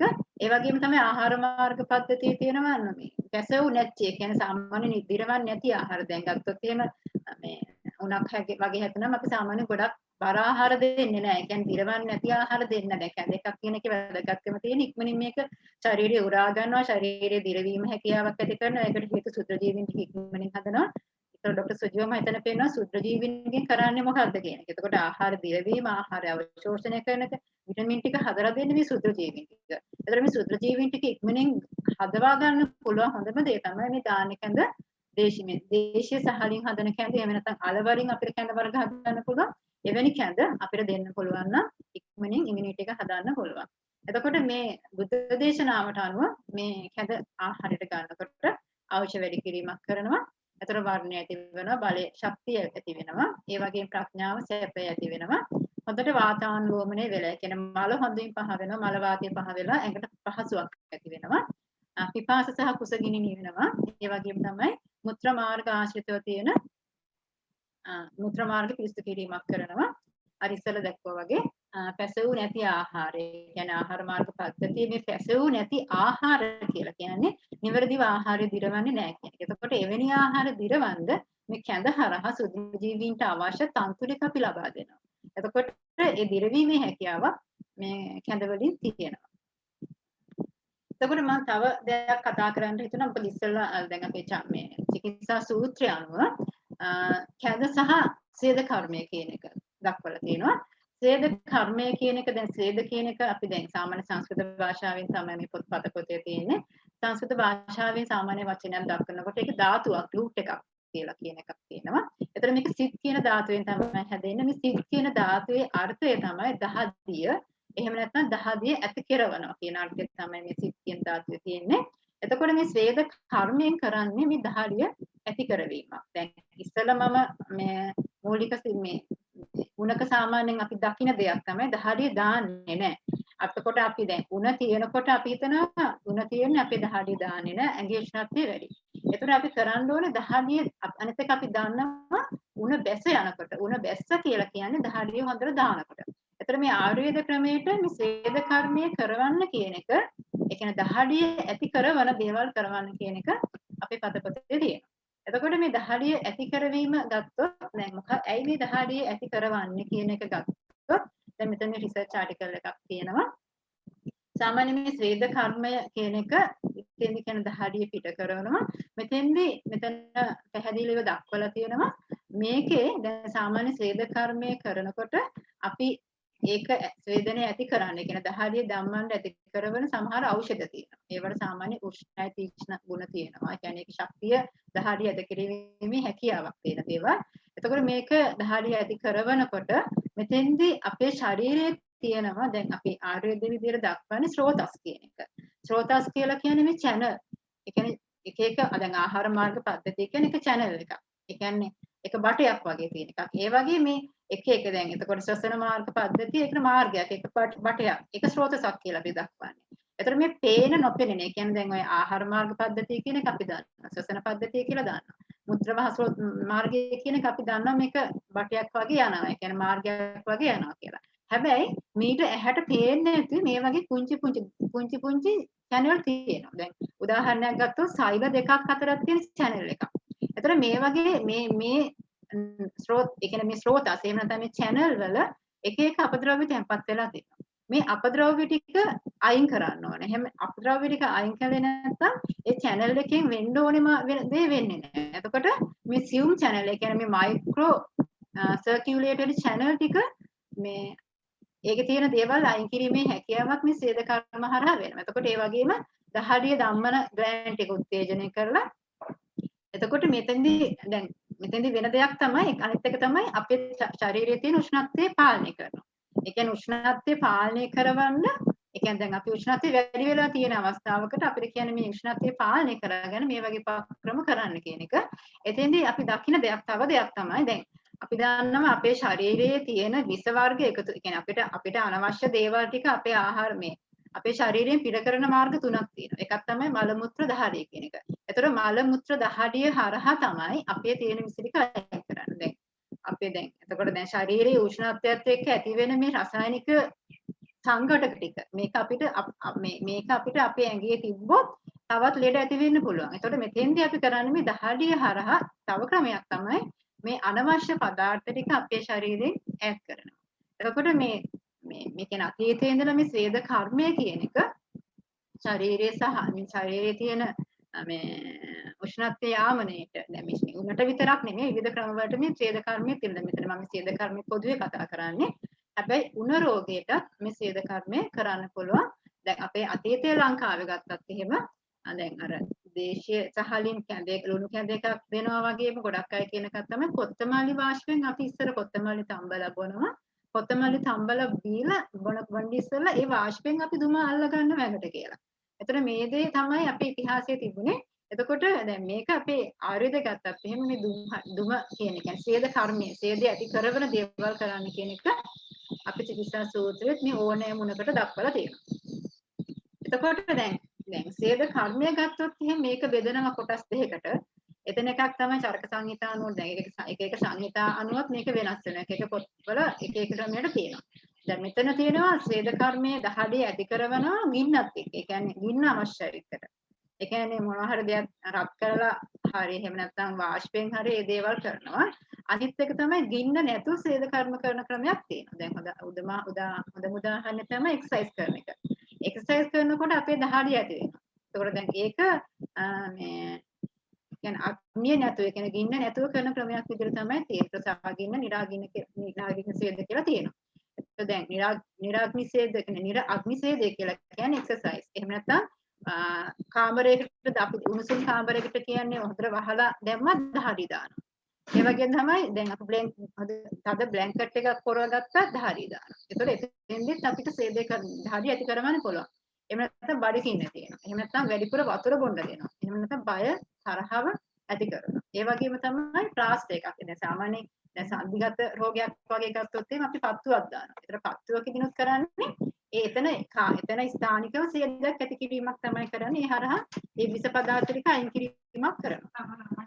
ඒ වගේ මේ ආතපේ කියන්නේ සම්බාත් එකක් අපි ඒව දාන්න. ඒතර මේ ටික ගින්නත් එක්ක සම්බන්ධ නැහැ. එතකොට දැන් මේ ගින්නත් එක්ක ඒ කියන්නේ මේ ගින්න ප්‍රයෝගී කරගෙන මොනවද රත් කරලා හරි නැත්නම් කෂායක් හදලා හරි එහෙම නැත්නම් වාෂ්පයක් දාලා හරි ස්වේද කර්මයක් තමයි මේ සාගින්න කියලා කියන්නේ. සාගින්න කියන්නේ ගින්නක් එක්ක තියෙන ස්වේද කර්මය කියලා කියන්නේ. මෙතන මේ රූපවලින්ම පේන මේක සාමාන්‍ය 13ක් තියෙනවා. මේ දැන් මෙතන මේ අපිට ඕන ස්වේද කුටියක දාන්න පුළුවන්. ඒ කියන්නේ ස්වේදය ඇති කරවලා මොනවා හරි දේවල් ටිකක් තම්බලා ඒකෙන් වාෂ්පයක් ඇති කරලා ඒ තුල අපිට දාන්න පුළුවන්. එතෙන්ද අපිට දහඩිය ඇති කිරීම ක්‍රමයක් කරන්න පුළුවන්. ඊට අමතරව ස්ථානිකව අපිට ස්වේද කර්ම කරන්න නාඩි ස්වේදයක් කියලා කියන්නේ මොකක් හරි බටයක් කරහා ඒ වාෂ්පය අරලා වාෂ්පය අරගෙන ඒක ස්ථානිකව අපිට අදාළ තැනට දෙන්න පුළුවන්. එතකොට එහෙම නැත්නම් තෙල් රත් කරලා ඒ හරහා අපිට ස්වේද කර්මය කරන්න පුළුවන්. එහෙම නැත්නම් ඔයගොල්ලෝ දන්නවා බෙහෙත් ඔරුව කියන එකත් එතෙන්දිත් අපිට බෙහෙත් වර්ග දාලා ස්ටිම් බාත් එකක් වගේ දාලා එහෙම කරන්න පුළුවන්. ඒතර මේ ස්වේද කුටි කියලා ඒ වගේ විවිධ ක්‍රම තියෙනවා මේ දහඩිය ඇති කරගන්න. ඒතර මේ දහඩිය ඇති කරම කියන එක දැන් අපි මේ වාෂ්පය කියන එක ක්‍රමයක් නෙමෙයි. ඉතින් මට මේ කියන්න උගුණා තිබේ මේ එක දැන් අපි ඇත්තටම දැන් දැනගන්න ඕන එක දෙයක් තමයි දැන් අපි එක ක්‍රමයක් නෙමෙයි වෙදකම් කියලා කියන්නේ. වෙදකම් ගොඩක් තියෙනවා. දැන් ආයුර්වේද ක්‍රමයේ විවිධත්වයක් තියෙනවා. එතකොට දේශීය වෙදකම් වල තව විවිධත්වයක් තියෙනවා. බටහිර වෛද්‍ය ක්‍රම කියන්නේ තව විවිධත්වයක්. එතකොට අපිට එකක් විතරක් නෙමෙයි දැන් අපි ගත්තොත් එහෙම ඒක උදාහරණ කොරෝනා වලට තියෙන්නේ මෙන්න මේකයි කියලා යන්නත් අපි ගොඩාක් පැති හොයනවා නම් හොඳයි. මොකද එක පැති එක වෙදකම් වල මොකක් හරි දෙයක් තියෙන්න පුළුවන්. ඒක මේ දැනුවත් කිරීමයි මට මේ කරන්න උවමනාවක් තිබුණේ. ඒතර මේ දහඩිය ඇති කරවන එක තමයි ස්වේද කර්මය කියලා අපේ මේ පතපොතේ තියෙන්නේ. එතකොට දැන් මේ සුශ්‍රුත සංහිතා දැන් අර චරක සංහිතාවත් එක්ක ඒ වගේ මේ සංහිතා ග්‍රන්ථ අනුවත් ඒක වෙනස් වෙනවා. මෙතෙන්දී දැන් අපි දැන් ආයුර්වේද වෙදකම ගත්තොත් එහෙම මම ආයුර්වේද වෙදකම ගැන කතා කරන්න මේ වෙලාවේදී ආයුර්වේද වෙදකමේදී ස්වේද කර්මය කරන ක්‍රමවේදයක් තියෙනවා. අපි ගත්තොත් මෙතන පොතේ තියෙනවා ඉස්ලාම් සේද කරන්න ඉස්සලා රත් මේ තෙල් ගන්න ඕනේ. තෙල් ගන්නවා කියලා කියන්නේ එතන හොඳට මොලොක් කරන්න ඕනේ. එතකොට එතන ලේසි අපිට අපද්‍රව්‍යයක් හරි මොනවා හරි දෙයක් තියෙනවා නම් අයින් කරන්න. ඒ වගේ ක්‍රම තියෙනවා මේකෙදි. දැන් උණ රෝගයට සාමාන්‍යයෙන් අපි තෙල් ගන්නෙ නැහැ උණක් තියෙනකොට මම මේ පොදුවේ මේ සේද කර්ම ගැන කතා කරන්නේ. එතකොට මෙතන කියන සංවේදී ස්ථාන ආවරණය කරන්න ඕනේ සාමාන්‍ය ඇස් වලට මේ මොනවා හරි කවර් කරන්න මොනවා හරි කියන්නේ මල් පෙති වගේ තියාගෙන ඒ වගේ ක්‍රම තියෙනවා. ඒ වගේම මේ සේදයක් ඇති වුණා හොඳට සේදය කළා නම් කොහොමද කරන්නේ කියලා ඒ කියන්නේ සේදේ නිවැරදි විදිහට වුණා නම් වෙන්නේ කොහොමද කියන මේ දක්වන්නත් තියෙනවා සාමාන්‍ය සම්‍යක් සේද ලක්ෂණ කියලා. සම්‍යක් සේද ලක්ෂණ කියලා කියන්නේ නිවැරදිව සේදේ අපිට අවශ්‍ය විදිහට ධාරිය පිට වුණාද නැද්ද කියලා බලන ක්‍රමයක්. ඒ වගේම සේදේ හරියට උනේ නැත්නම් එතනක් තියෙනවා මේක හරියට උනේ නැහැ කියන රෝග ලක්ෂණ ටිකක් තියෙනවා. ඒ වගේම සේදේ වැඩිපුර වුණා නම් ඒක කොහොමද වෙන්නේ කියන ලක්ෂණ ටිකක් තියෙනවා. මෙතන මම මේක දක්වන්න හේතුව තමයි දැන් ආයුර්වේද වෙදකම කියන්නේ එක වෙදකමක්. ඒතර ඒ වෙදකමේ ඒ වෙදකම හඳුන්වා දීපු ඇත්තෝ චරක ඍෂිවරයා ධන්වන්ත ඍෂිවරයා වැනි මේ ඍෂිවරු මේ වෙදකම මේ ක්‍රමවේදයේ හඳුන්වලා දෙනකොට ඒකේ තියෙනවා ගයිඩ්ලයින් එකක්. මේ ගයිඩ්ලයින් එක තමයි මේ ආයුර්වේද වෙදකමේ තියෙන්නේ.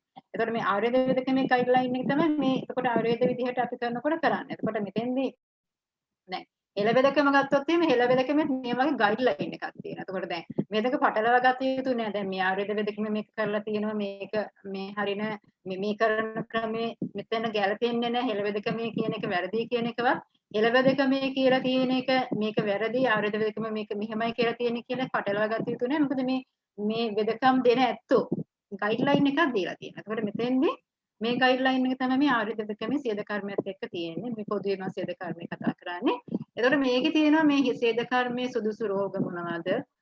සේද කර්මයේ සුදුසු අය කවුද කියන එක තියෙනවා. දැන් මෙතන තියෙනවා සාමාන්‍ය තීනස, කැස්ස, එතකොට හික්කාව, එතකොට මේ හුස්ම ගන්න බැරි නම් ඒ කියන්නේ මොනවා හරි සින්තටිෂා සම්බන්ධ ශ්වසන ප්‍රශ්නවලදී. එතකොට බඩ මේ ඇඟට අපහසු වෙන කණේ අමාරුවක් නම් ඔලුව කැක්කුමයි නම් මේ වගේ ලෙඩ ගොඩක් තියෙනවා. අංශභාගයේ වගේ අවස්ථාවක් නම්. එතකොට මේ ගුරේ අපහසුතාවයක් තියෙනවා කතා කරගන්න බැයි නම් මේ වගේ ගොඩාක් තියෙනවා මේ සේද කර්මයේ හොඳ ලෙඩ කියන එක විශේෂයෙන්ම සෙමාශිත ගොඩක් රෝගවලට තියෙනවා. ඒ වගේම වේදනා කැක්කුම් වගේ රෝගවලට මේ සේදුම් ඇල්ලීම තියෙනවා.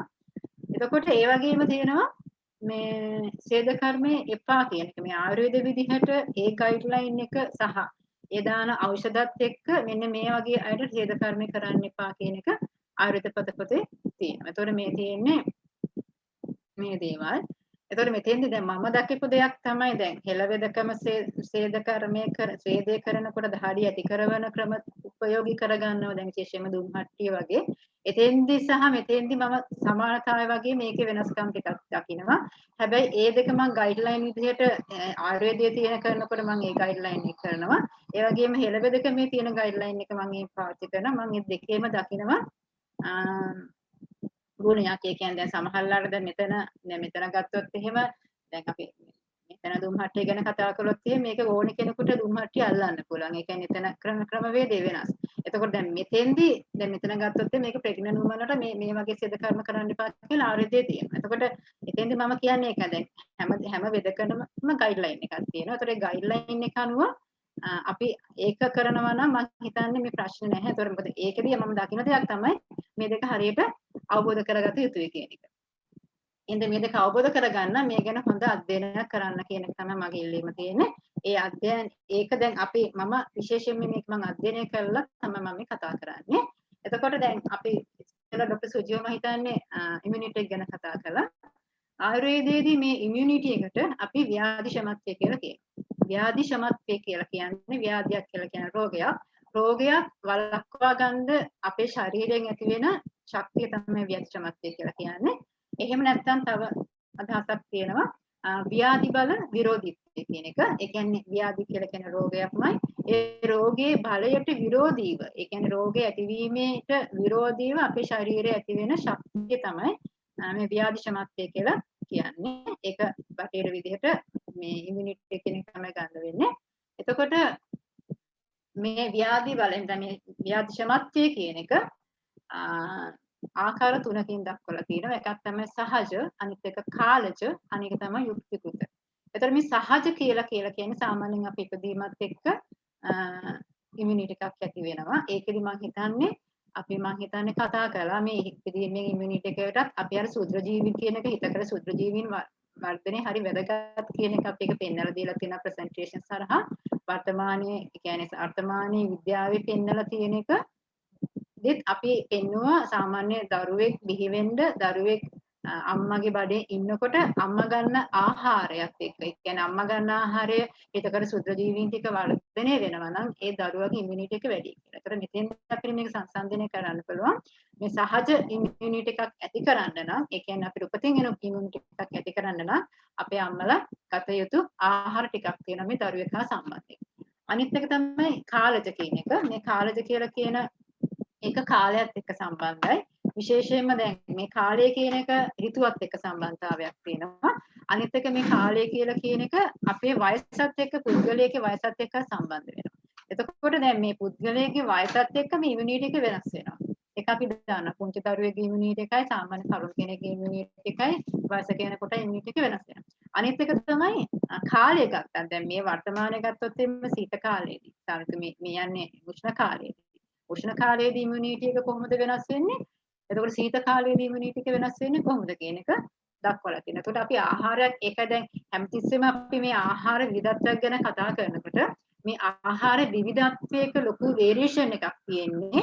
අපිට මේ කාලෙට මේ වයසට අපි ගත යුතු ආහාර ටික අපිට ඕන තරම් තියෙනවා.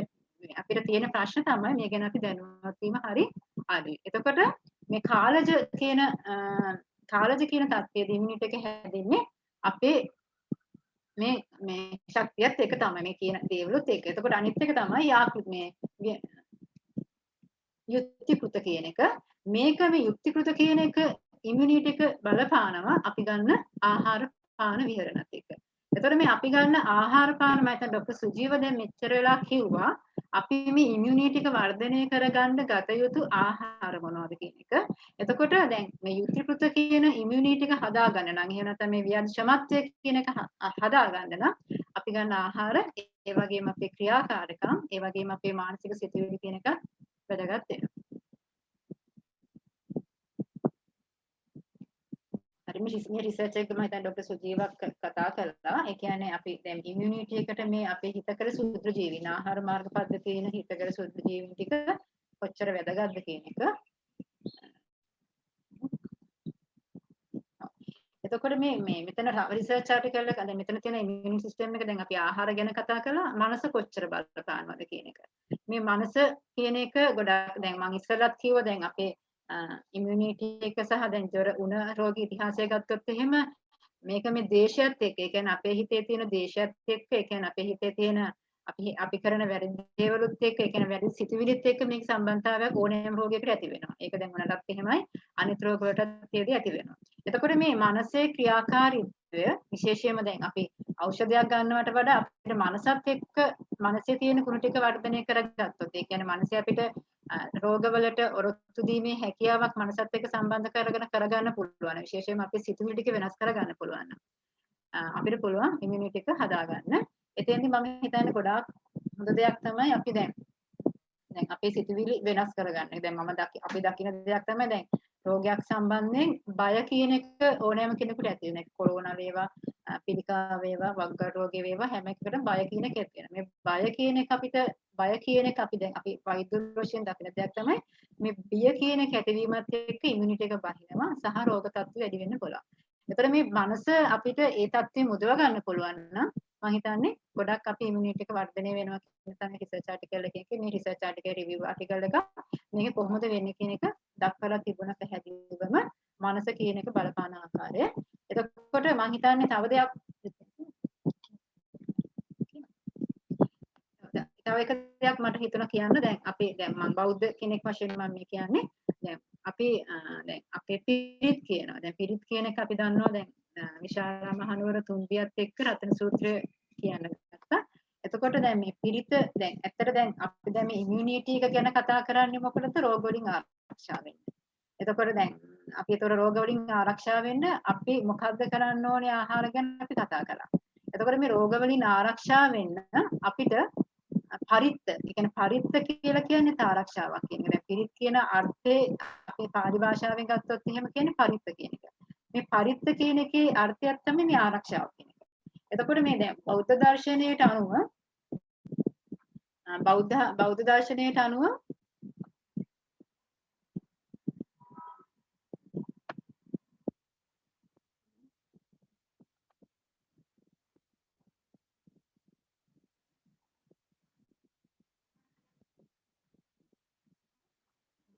දැන් බෞද්ධ දර්ශනයට අනුව දැන් අපි දැන් ආරක්ෂාව කියන එක මම මේ පිරිවන පොස්වන්සේ අපි අධ්‍යයනය කරනකොට දැකපු දෙයක් තමයි අපිට දැන් මොනවා හරි දැන් අපි ආරක්ෂා වෙන්න ඕනේ මොනවද? දැන් අපිට ආරක්ෂා කරගන්න ඕන දේවල් මොනවද? දැන් අපි රෝග වලින් අපි ආරක්ෂා කරන්න හොඳම දේ තමයි රත්න සූත්‍රය කියන එක. ඒක මම හිතන්නේ තුන්ඩියටම බුදුරජාණන් වහන්සේ දේශනා කරපු නිර්දේශිත කරපු සූත්‍රයක්. ඒතර මේ රත්න සූත්‍රය කියනවා නම් මේ රෝග බිය අපෙන් තුරන් වෙන්න පුළුවන්. අර රෝග වලට තියෙන බය නැති කරගන්න පුළුවන්. අනිත් එක තමයි දැන් අපි ගත්තොත් උදාහරණයක් වශයෙන් දැන් අපිට වගාවක් ආරක්ෂා කරගන්න ඕනේ. ඒ කියන්නේ වහින් නැති කාලෙක. ඒ කියන්නේ වහි වැස්ස කියන එක වතුර කියන එක වගාවට අවශ්‍යයි. ඒතර වගාවට වතුර අවශ්‍ය වුණාට වහින් නැත්තම් අපිට පුළුවන් මේ වගාව ආරක්ෂා කරගන්න වැහි පිරිත කියන්නේ. ඒතර වැස්සත් එක්ක සම්බන්ධ නැහැ වැහි පිරිත කියන්නේ. ඒ වගේම අපි මේ අත්දැකීම මේ කතා කරන්නේ. ඒ වගේම තමයි දැන් අපිට මතකයි අපි වහින් නැති කාලෙක වැහි පිරිත කියලා වැස්සෙව්වා. ඒතර මේ වැහි පිරිතේ ශක්තිය මේ පරිත්ත කියන එක මේ ආරක්ෂාව කියන එක මේ බුද්ධ ධම්ම සංඝ රත්නයේ ශක්තිය මේහා සම්බන්ධ කරගන්න පුළුවන්. එතකොට අනිත් එක තමයි දැන් අපි ගත්තොත් එහෙම අපේ වගාව හානි කරනවා කෘමි. එතකොට මේ කෘමීන්ගෙන් හානි කරනකොට අපිට පුළුවන් කන්ද පිරිත කියලා ඒ කෘමීන් පළවා හරින්න. එතකොට මේ අත්දැකීම් අපි මේ වගාව තුලින් දැක්කම මොකද දැන් හෙළසුවේ මම හිතන්නේ අපි ඔයගොල්ලෝ දන්නවා හෙළසුවේ ප්‍රායෝගික වැඩසටහනක් තියෙන අපි ඉමුනිටි කියලා කතා කරලා නැවැත්තුවේ නැහැ. මේ ඉමුනිටි එක වර්ධනය කරගන්නේ කොහොමද කියන එක අපි ප්‍රායෝගිකව පෙන්නනවා. ඒක වගාවේ ඉඳලා ආහාරයේ ඉඳලා ආහාරයක් හදලා දීලා ඒක වගාවින්දම හදලා එතකොට මේක ආධ්‍යාත්මයක් වෙන්නලා මේ අපේ ඉමුනිටි එක ලෙඩ වලින් ආරක්ෂා වෙන්නේ කොහොමද කියන එක අපි පෙන්නලා දීලා තියෙනවා. එතකොට මේ තුලින් අපි මේවා මේ අත්දැකීමෙන් කතා කරන්නේ එකයි පිටිත් කීම තුල සහ භාවනා කිරීම තුල විශේෂ මෛත්‍රී භාවනාවය කරනකොට අපිට මේ තියෙන මානසික කියන්නේ බය කියන එක අපිට අයින් කරගැනීමේ හැකියාවක් තියෙනවා. එතකොට අපිට එහෙම පිරිත් කියන්න පුළුවන් නම් පිරිත් කියලා කියන්නේ ඉමුනිටි එක වගේම අපිට ආරක්ෂා කරගන්න පුළුවන්. මොකද පිරිත් කියලා පරිත්ත කියන අර්ථෙම තියෙන ආරක්ෂාව කියන එක. එතකොට මේ වගේ තත්ත්වයකදී මේ දැන් රෝග බයක් ඇති වෙලා තියෙන රෝග මේ ව්‍යාප්ත වීම අපි බය වෙලා තියෙන. ඒකට හොඳම දේ තමයි මේ පිරිත් කියන්න පුළුවන් නම් මේ පිරිත් වලින් පුළුවන් තුන්දිය නැති කළා වගේ අපේ කුසල ශක්තිය ඉස්මතු කරන්න පුළුවන්. ඒතර පරිසරයේ කුසල ශක්තිය ඉස්මතු කරගන්න පුළුවන්. මොකද පරිසරයේ විතරක් නෙමෙයි තිරිසන් සත්තු ඉන්නවා, මිනිස්සු ඉන්නවා, දේවරු ඉන්නවා. ඒතර මේ හැමෝගෙම මනසේ තියෙන කුසල ශක්තිය මානසික සිතුවිලි ටික වෙනස් කරගන්න පිරිත් වලින් පුළුවන්. විශාලා මහනුවර තුන්දිය නැති කලේ මේ පිරිත් කියලා. එතකොට එතන මනුෂ්‍ය බය නැති වුණා, මනුෂ්‍යයන්ගෙන් එන පීඩා නැති වුණා. රෝග වලින් එන පීඩාව නැති වුණා. ආහාර හිඟවීමෙන් එතන පීඩාව නැති වුණා. ඒතකොට ඒ ටික වෙනස් කළේ මේ රතන සූත්‍රය කියලා. ඒ වගේම ඒ වගේ රතන සූත්‍රය ඇතුළත පිරිත් අපිට කියන්න පුළුවන්. පිරිත් කාලයක් හදන එක මම හිතන්නේ අපි හෙළසින් දැනුවත් කරලා බෞද්ධ අය හැමෝම පිරිත් කාලයක් හදාගන්න. සාමාන්‍ය අපිට මැටි කාලයක් ගන්න පුළුවන්. මැටි කාලේ කහවක් වලින් සෝදලා ඒකට පිරිසුදු පැන්නක් සාමාන්‍යයෙන් පානියට ගන්න පැන් ටිකක් වතුර ටිකක් තුන් පාරක් විතර පෙරලා එකට දාලා ඒකට පුළුවන් සුදු හඳුන් කුඩු ඇඟිලි දෙකකට අල්ලන ප්‍රමාණිකෝයි කප්පුළුන් වල බෙහෙත් කඩේ තියෙනවා. මේ කප්පුළුන් 10ක් විතර දාලා පිරිත් කිව්වනම් ඒ පිරිත් ශක්තිය ඒ පිරිත් කියන ටික දැන් අපිට ඕන නම් රතන සූත්‍රය කියන්න පුළුවන්. කාර්යමිත සූත්‍රය කියන්න පුළුවන්. දජාක සූත්‍රය කියන්න පුළුවන්. ඒ වගේ පටන් ගන්න පුළුවන්. එහෙම නැත්නම් අරව ගන්න ඉතිවිසෝ ගාතාව හරි සබ්බපාපස ගාතාව හරි අපිට කියන්න පුළුවන්.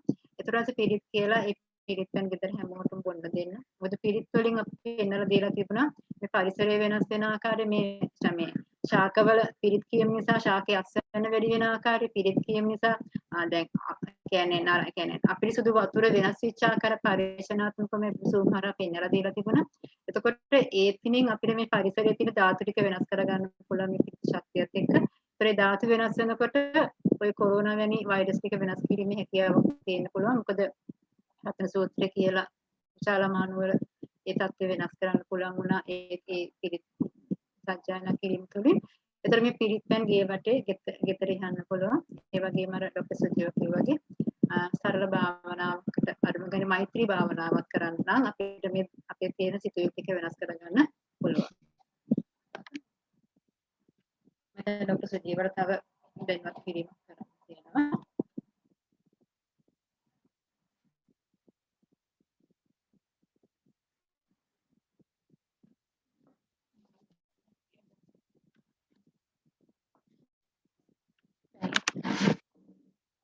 ඒක කියන්නත් බැරි නම් අඩුමතර මේ ඔබ බෞද්ධ නම් ඉතිපිස්සෝ ගාතාව කියන්නේ.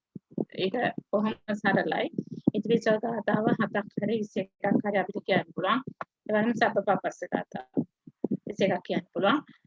ඒ වගේ සරල දෙයකින් හරි ඔබ පටන් ගන්න. එහෙනම් පටන් ගන්නතර පස්සේ ඔබට ටිකින් ටික ඉස්සරහට යන්න පුළුවන්. දැන් ඊට පස්සේ පිළිත් කියන්න පුළුවන්. ඒ පිළිත් සූත්‍ර ගන්න වැඩි කරගන්න පුළුවන්. මේ ඔබට නිකම්ම වෙලාව ලැබෙයි. මේ පිළිත් කියනකොට ඔබ අත්දැකී ඔබේ ගෙදර තියෙන සුළු සුළු අඩගමල වෙනස් වෙනවා. ඒවා මේ ප්‍රායෝගිකව අපි පිළිත් කියපු ගෙවල් අධ්‍යයනය කරා ගෙවල් 10ක් එක්ක සම්බන්ධ වෙලා එතෙන්දී අපි දැක්කේ රෝග සුව වෙනවා. සමහර වෙලාවට ඖෂධ මාස ගණන් බීලා හොඳ වෙච්ච නැති රෝග සුව වෙලා තියෙනවා. ඒ වගේම දරුවෝ හැමැත්තෙම ඉගෙන ගන්න. යොමු වෙලා තියෙනවා. කලින් කෑ ගහලා භාවනා මේ පාඩම් කරවන්න බැරි වෙච්ච දරුවෝ නිකම්ම කැමැත්තෙන්ම අධ්‍යාපනයට යොමු වෙලා තිබුණා. එහෙම ඒ වගේම නිර්මාංශ වෙන්න බැරුව හිටියයි නිර්මාංශ වෙලා තිබුණා. සුරාවට බැහැ වෙලා තිබුණාට සුරාපානෙන් අත්මිදෙන්න පුළුවන් වෙලා තිබුණා. මේ වගේ බොහෝ ලෞකික පැත්තෙන් ලැබෙන දේවල් ලැබිලා තිබුණා මේ පිරිත් කීමත් එක්ක. ඉතින් ඔබට නිර්මාංශ වෙන්න බැයි නම් ඒක මන්න ඉස්සෙල්ලා පිරිත් කියන්නේ. මේ පිරිත් කියන්න බැයි නම් අදමතර මෙතිරි සතාව හරි සබ්බපස්සගතාව හරි කියන්න. ඒ වගේම හැම ආගම අනිත් ආගම්වලත් තියෙන හින්දු ආගම ඒත් මුස්ලිම් ආගම වෙන්න පුළුවන් ක්‍රිස්තියානි ආගම වෙන්න පුළුවන්. ඒගොල්ලන්ට ඒ ආගමික අනුකූලව දවසට පැය භාගයක්වත් අධිකරණ ගත කරන්න පුළුවන් නම් මේ ආධ්‍යාත්මේ හදා ගන්න පුළුවන්. ඒ වගේම අපි හැමදාම මේ ලෝකේ තියෙන දැනුම ඔබට දෙන්න උත්සාහ කරනවා. එතෙන්දී අපි මේ හොයනකොට අපිට හම්බුණා මේ පාරම්පරික වෛද්‍ය ක්‍රම අපේ රටේ විතරක් නෙමෙයි තියෙන්නේ. අප්‍රිකාවේ තියෙනවා, ආසියාවේ අනිත් රටවලත් තියෙනවා. ඒ වගේම ඒ රටවල් වල තියෙන මේ පාරම්පරික වෙදකම අද නවීන විද්‍යාත්මක පරීක්ෂණ වලින් පරීක්ෂා කරනවා. ඒ හරහා ලෝකෙට අඳුන්ලා දින ඖෂධයක් තියෙනවා, ක්‍රමවේදයක් තියෙනවා. මේ දැනුවත් කිරීම ඒ පිටිබඳව මේක හරි වැදගත් දෙය ඉස්සරහට. දැන් හර්බල් මෙඩිසින් කියන්නේ ශාක ඖෂධ වලින් හදාගත්ත අප්‍රිකාවේ තියෙන පාරම්පරික වෙදකම ගැන තමයි මේ පරීක්ෂණ කරලා තිබුණේ. ඒගොල්ලෝ භාවිත කරලා තිබුණා මේ ක්ෂය රෝගයක. පාවිච්චි කරන්නේ කොහොමද කියන එක පිළිබඳව. ක්ෂය රෝග කියන්නේ හොඳ කරන්න බෑ, අමාරු රෝගයක් විදියට නිකන්නේ නේ. ඒ වගේ විවිධ වූ මේ පාරම්පරික වෙදකම් එක රටකට ආවනික දැන් අපේ රටේ තියෙන වෙදකම නෙමෙයි ඉන්දියාවේ තියෙන්නේ. ඒ වගේම අප්‍රිකාවේ එක රටවල් වල තියෙන වෙදකම වෙනස්. මේ විවිධ මේ අත පෙන්වන්නේ පරීක්ෂණ පත්‍රිකා කීපයක්. ඔබට ඕනනම් අතිශය පරීක්ෂණ පත්‍රිකා රාශියක් තියෙනවා මේ අන්තර්ජාලේ. අපි මේ මූලික දැනීමක් කරන්න හැදුවේ. දැන් පාරම්පරික වෙදකම් පිළිබඳව නවීන විද්‍යාවෙන් පරීක්ෂණ කරනවා.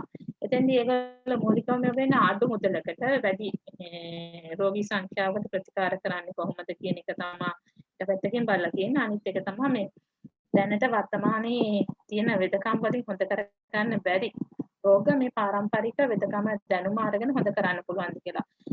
මනුෂ්‍ය විදිහට වැදගත් වෙන්නේ නිරෝගීකමනේ. එතෙන්දී බටහිර වෙදකමද, ආයුර්වේද වෙදකමද, සිංහල වෙදකමද, අප්‍රිකානු වෙදකමද කියන එක කියලා ගන්නවට වැඩිය වැදගත් වෙන්නේ අපිට නිරෝගී වෙන්න මේ වෙදකම් ඕන නම් ඒ වගේ සුදුසු සහ නිවැරදි ඒ තොරතුරු ගන්න එක තමයි වැදගත් කියන එක තමයි අද මේ බටහිර වෛද්‍ය විද්‍යාව ඉන්න තැන.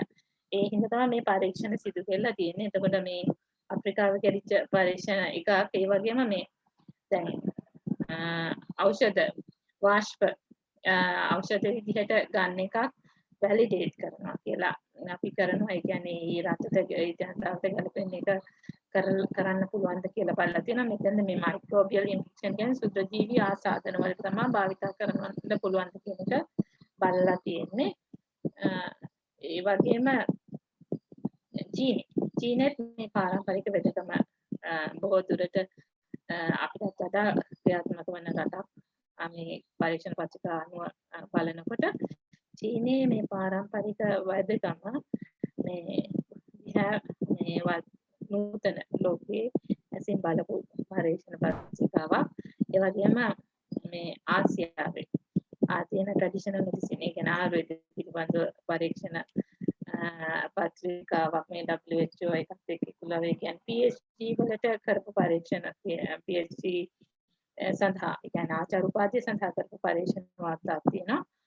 මේ එදී දැන් කුමාල වාෂ්පය ඇල්ලලා ඒක බොහොම සරල ක්‍රමයක්. ඉතිහාසයේ අවුරුදු 1000 ගණන් තිස්සේ කුමාල වාෂ්පය අල්ලලා මේ ආසාදන හොඳ කරගෙන තියෙනවා.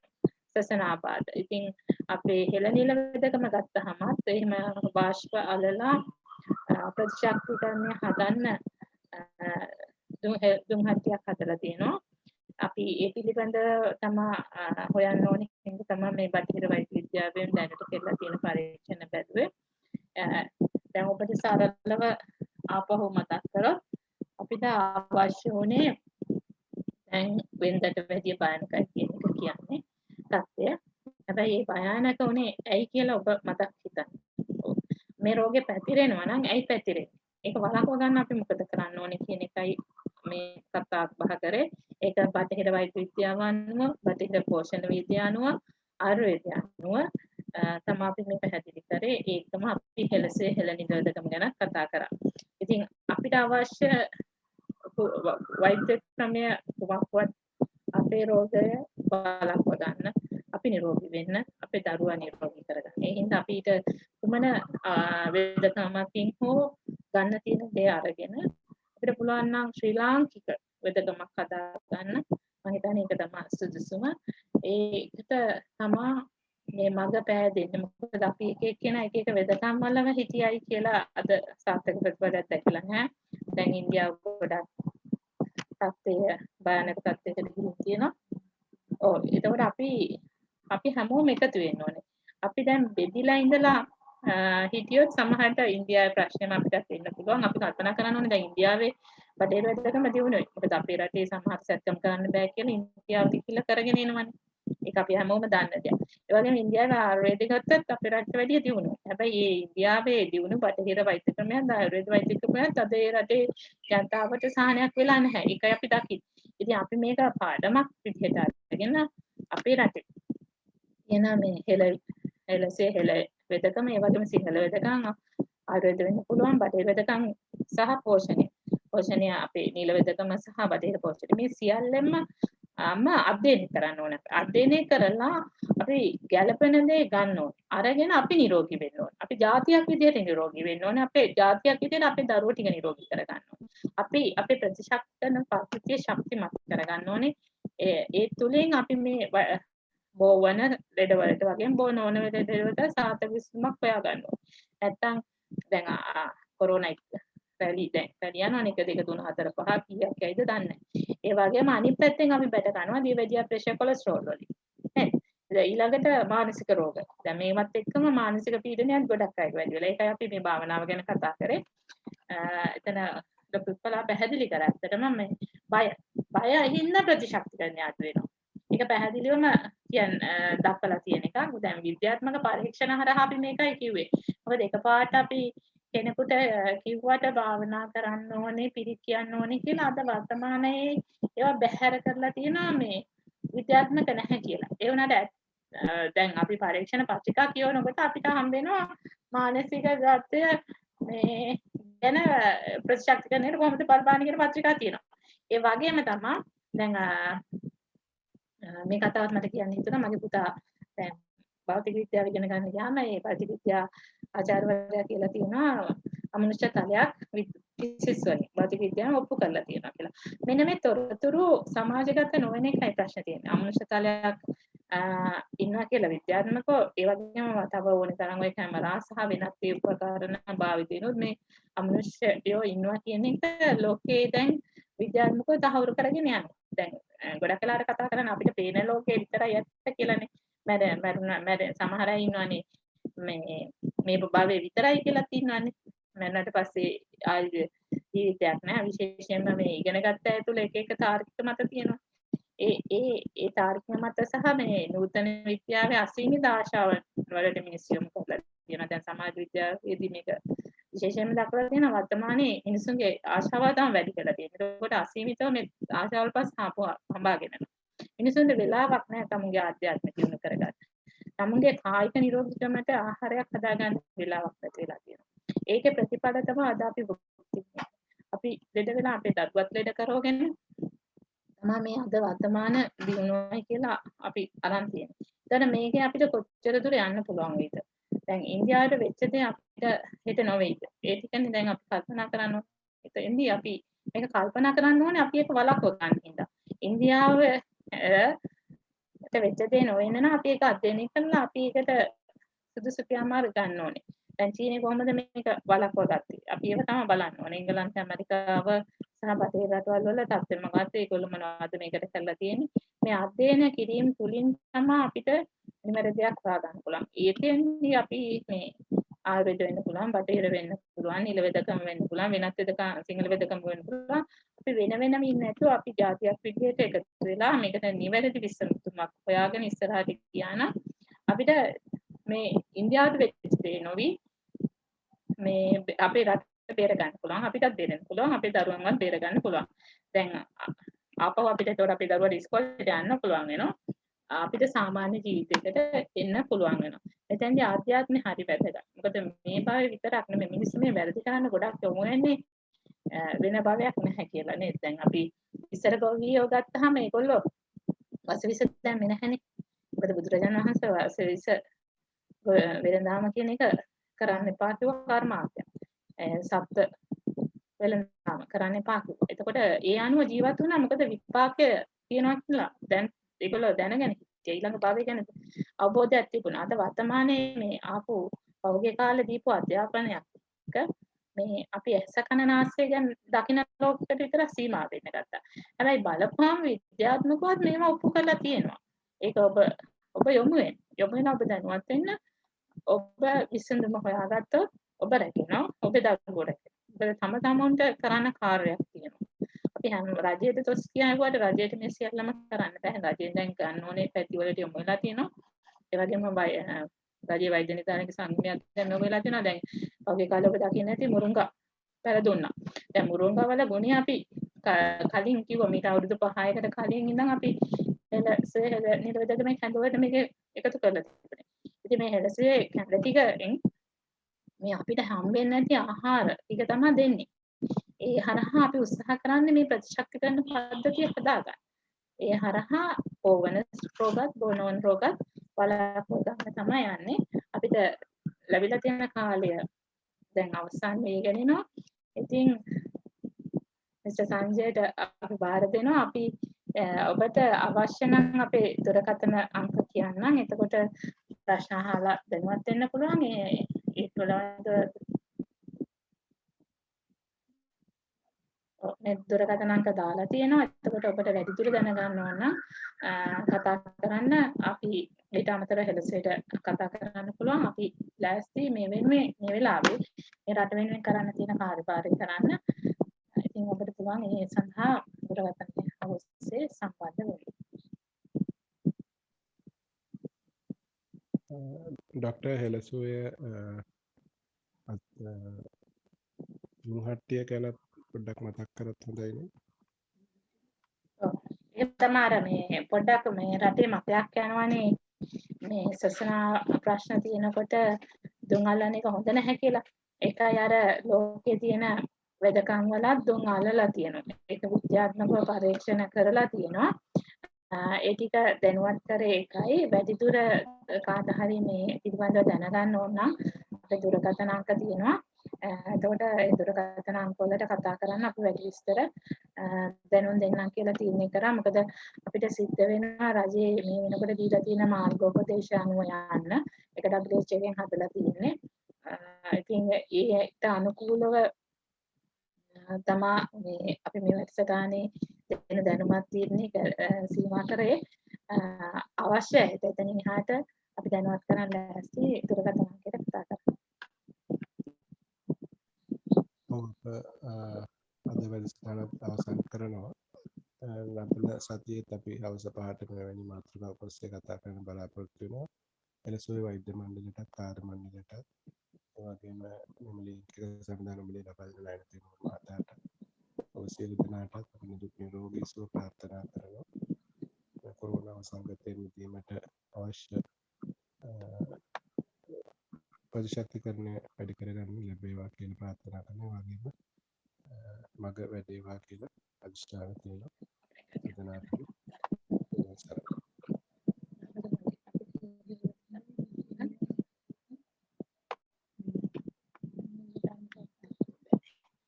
Kalau kita